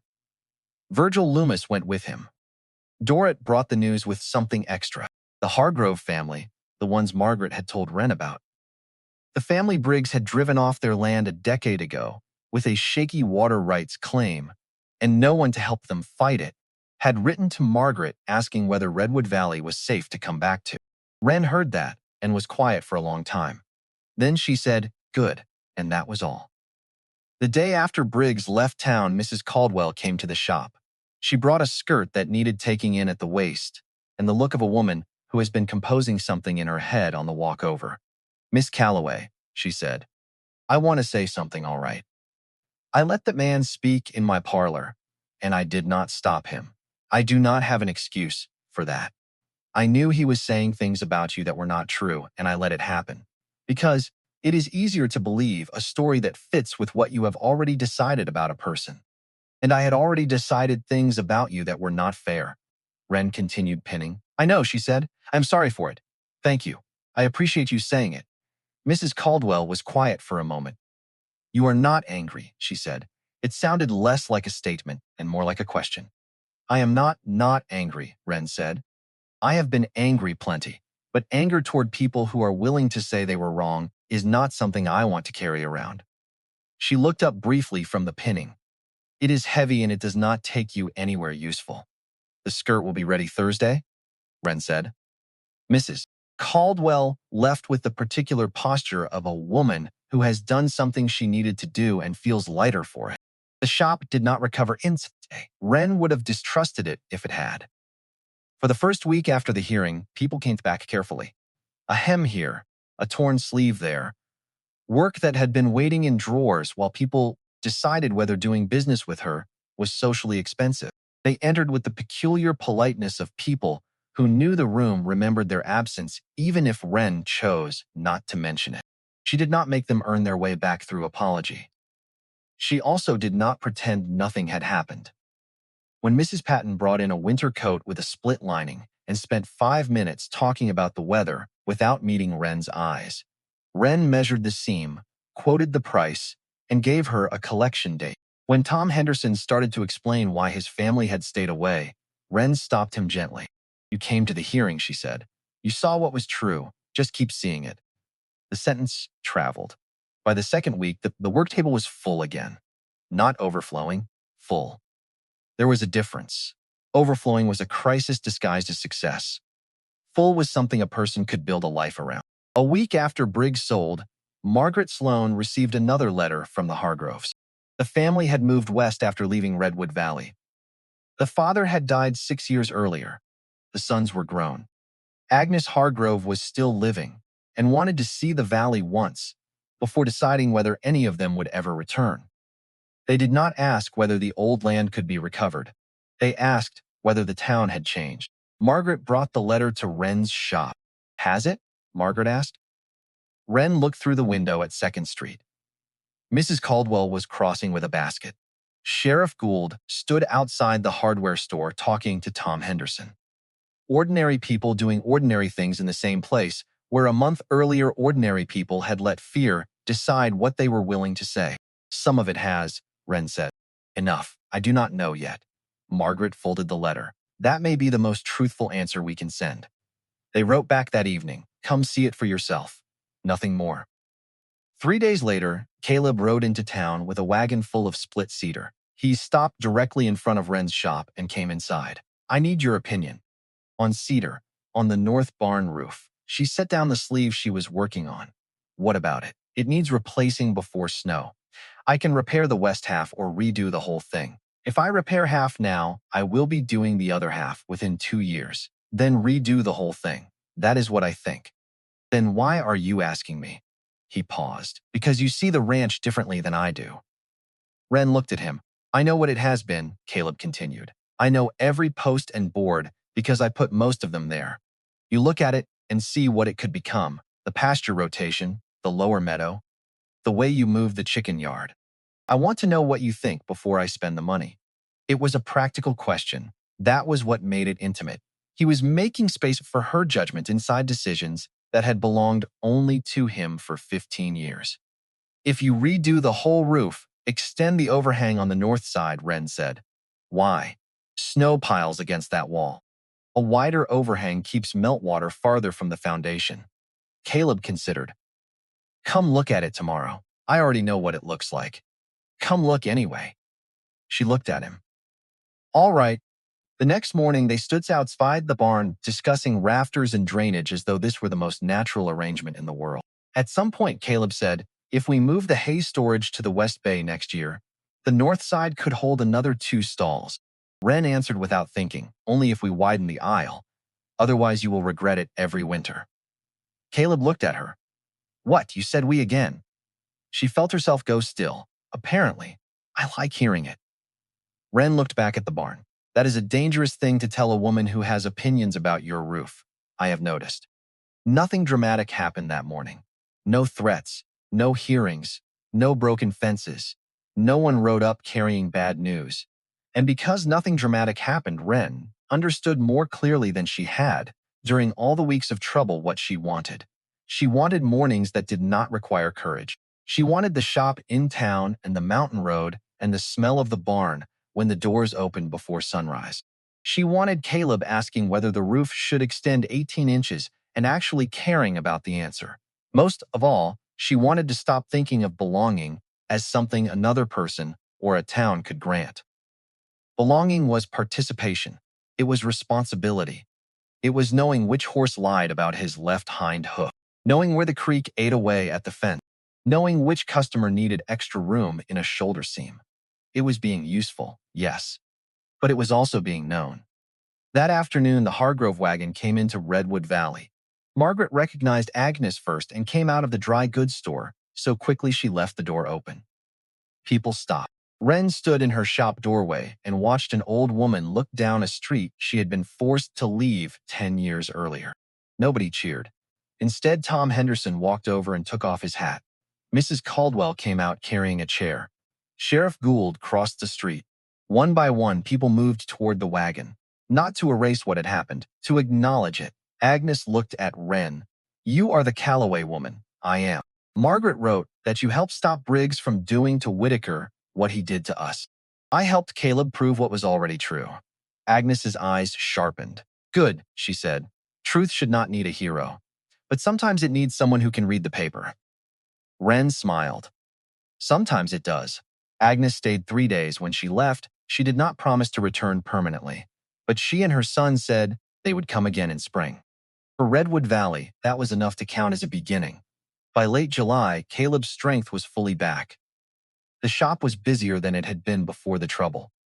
The barn roof was waiting for new cedar, and Wren had stopped wondering whether she was going to keep riding up the mountain.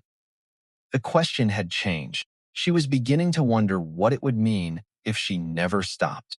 On a Saturday morning in late July, Caleb came to her shop. He did not come into town often. His business in Redwood Valley was practical and infrequent. But he came to her shop and he knocked on the door even though it was open. And when she looked up from her work, he was standing in the doorframe with his hat in his hand and his expression doing something she had not seen before. He was nervous. Caleb Whitaker, who had faced down Harlon Briggs in his yard and spoken plainly in front of the whole town and held a weeks of illness and legal pressure, was standing in her doorway nervous. "Come in," she said. He came in and stood on the other side of the work table and looked at his hat for a moment and then looked up at her. "I want to say something to you," he said, "and I want to say it properly. Not at the ranch, not in the middle of doing something. Here." She waited. "You came to my property because my horses were crying," he said, "and you stayed because that is the kind of person you are. And in staying he stopped, made a small frustrated motion with his hat, the gesture of a man who has rehearsed something and found that the rehearsed version has deserted him. "You have to understand that I had stopped. I had stopped expecting anything from this life. That was not what I could do with my own hands on my own land. After Catherine, after the years of just maintaining, just keeping the thing running, I had stopped thinking there was anything left for me beyond that." He looked at her steadily. "And then you showed up and you just kept being who you are.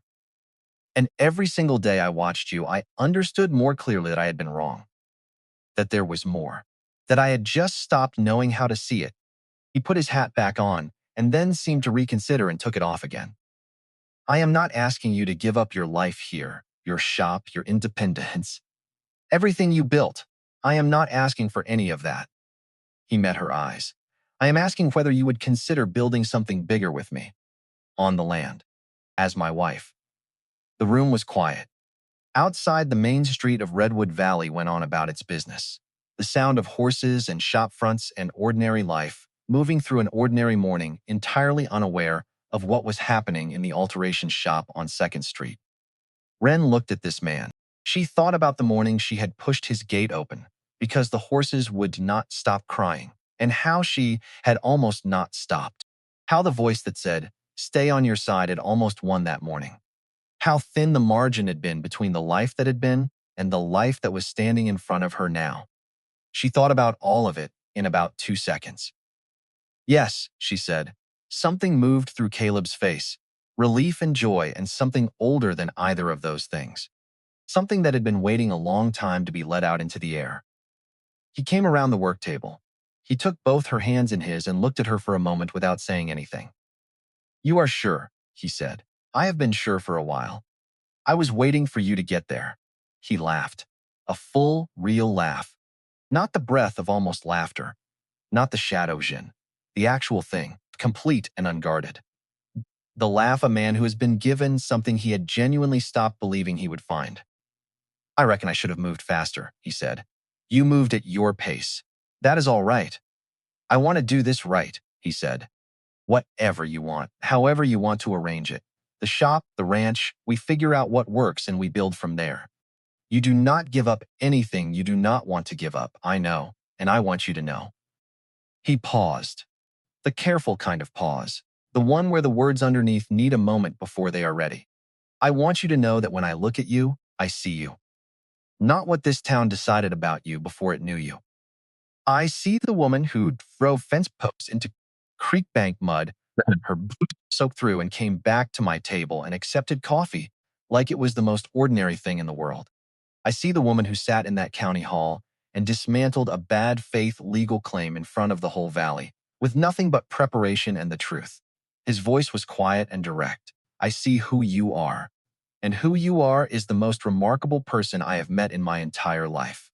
Wren held his gaze. She had waited a long time to hear something like that from someone who meant it. She had waited so long, she had mostly stopped waiting and had decided instead to simply be who she was regardless. And she had lived by that. And it had cost her something every day, the way all genuine decisions cost something. And now, here was this man holding her hands in her shop on an ordinary Saturday morning, saying the thing she had decided she did not need to hear. It turned out she had needed to hear it. "Thank you," she said, "for seeing." "Thank you," he said, "for stopping at the gate."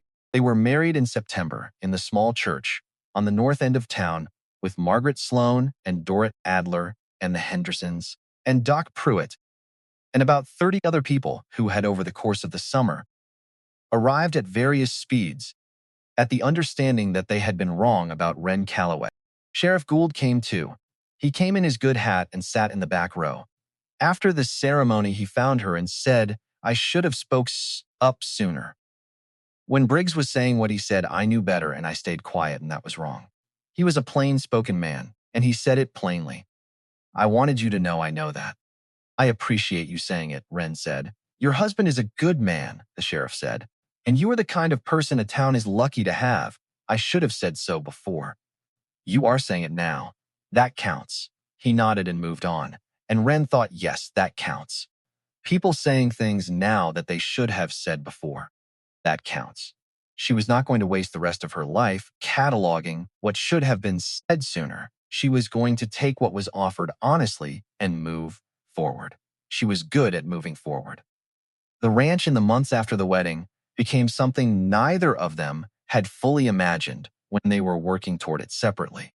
The cattle rotating through the pastures in sequence the way Wren had designed it. The hay stores building toward winter at a rate that put Caleb's previous best years behind. The East 40 thick with new grass in the sections they had moved through. The land recovering and improving under the specific attention of people who understood what it needed. Wren kept the shop. 3 days a week she rode into town and worked her alterations and took on new accounts and became gradually and without announcement one of the fixtures of Redwood Valley. Not because she performed the role, because she showed up consistently enough that the place would feel different without her. One evening in October, when the nights had begun to sharpen and the mountain above them held a line of early snow along its highest ridge, Caleb set down his records and looked at her across the porch. "What are you thinking about?" he said. She looked up from her ledger. "I was thinking about the morning I almost did not stop," she said. "When I heard your horses, I almost kept riding. What made you stop?" "I could not stand the sound," she said simply, "of something that needed help and was not getting it. I have never been able to stand that sound." He was quiet for a moment. "I am glad you cannot," he said. "So am I." She looked back at her ledger. He looked back at his records. The mountain held its snow. The horses settled in the barn below. The cattle were quiet in the pasture, rotating through the East 40 the way she had designed it. The grass coming back thick and strong, the land recovering under the hands of people who understood what it needed. The life she had built in this place was nothing she had planned and everything she had worked for. Not the planned version, the real version. The one that arrived when you drove fence posts into creekbank mud with your boots soaked through and came back to the table anyway. The one that arrived when you spread documents in front of a county examiner and said calmly and without apology, "Here is the truth." The one that arrived when you stopped at a gate because something needed you, without knowing what it would cost you or what it would give you, only knowing that the sound of something suffering was not a sound you could ride past. Wren Calloway had ridden up a mountain because some horses were crying. She had stayed because that was who she was. And the life that waited for her on the other side of that gate, the man, the land, the town slowly learning her real name, the quiet evenings on the porch with the mountain above them holding its snow, was not a reward for virtue, and it was not a happy ending handed to her by anyone. It was something she had built. Morning by morning, post by post, document by document, honest word by honest word, it was hers, completely, finally, undeniably hers.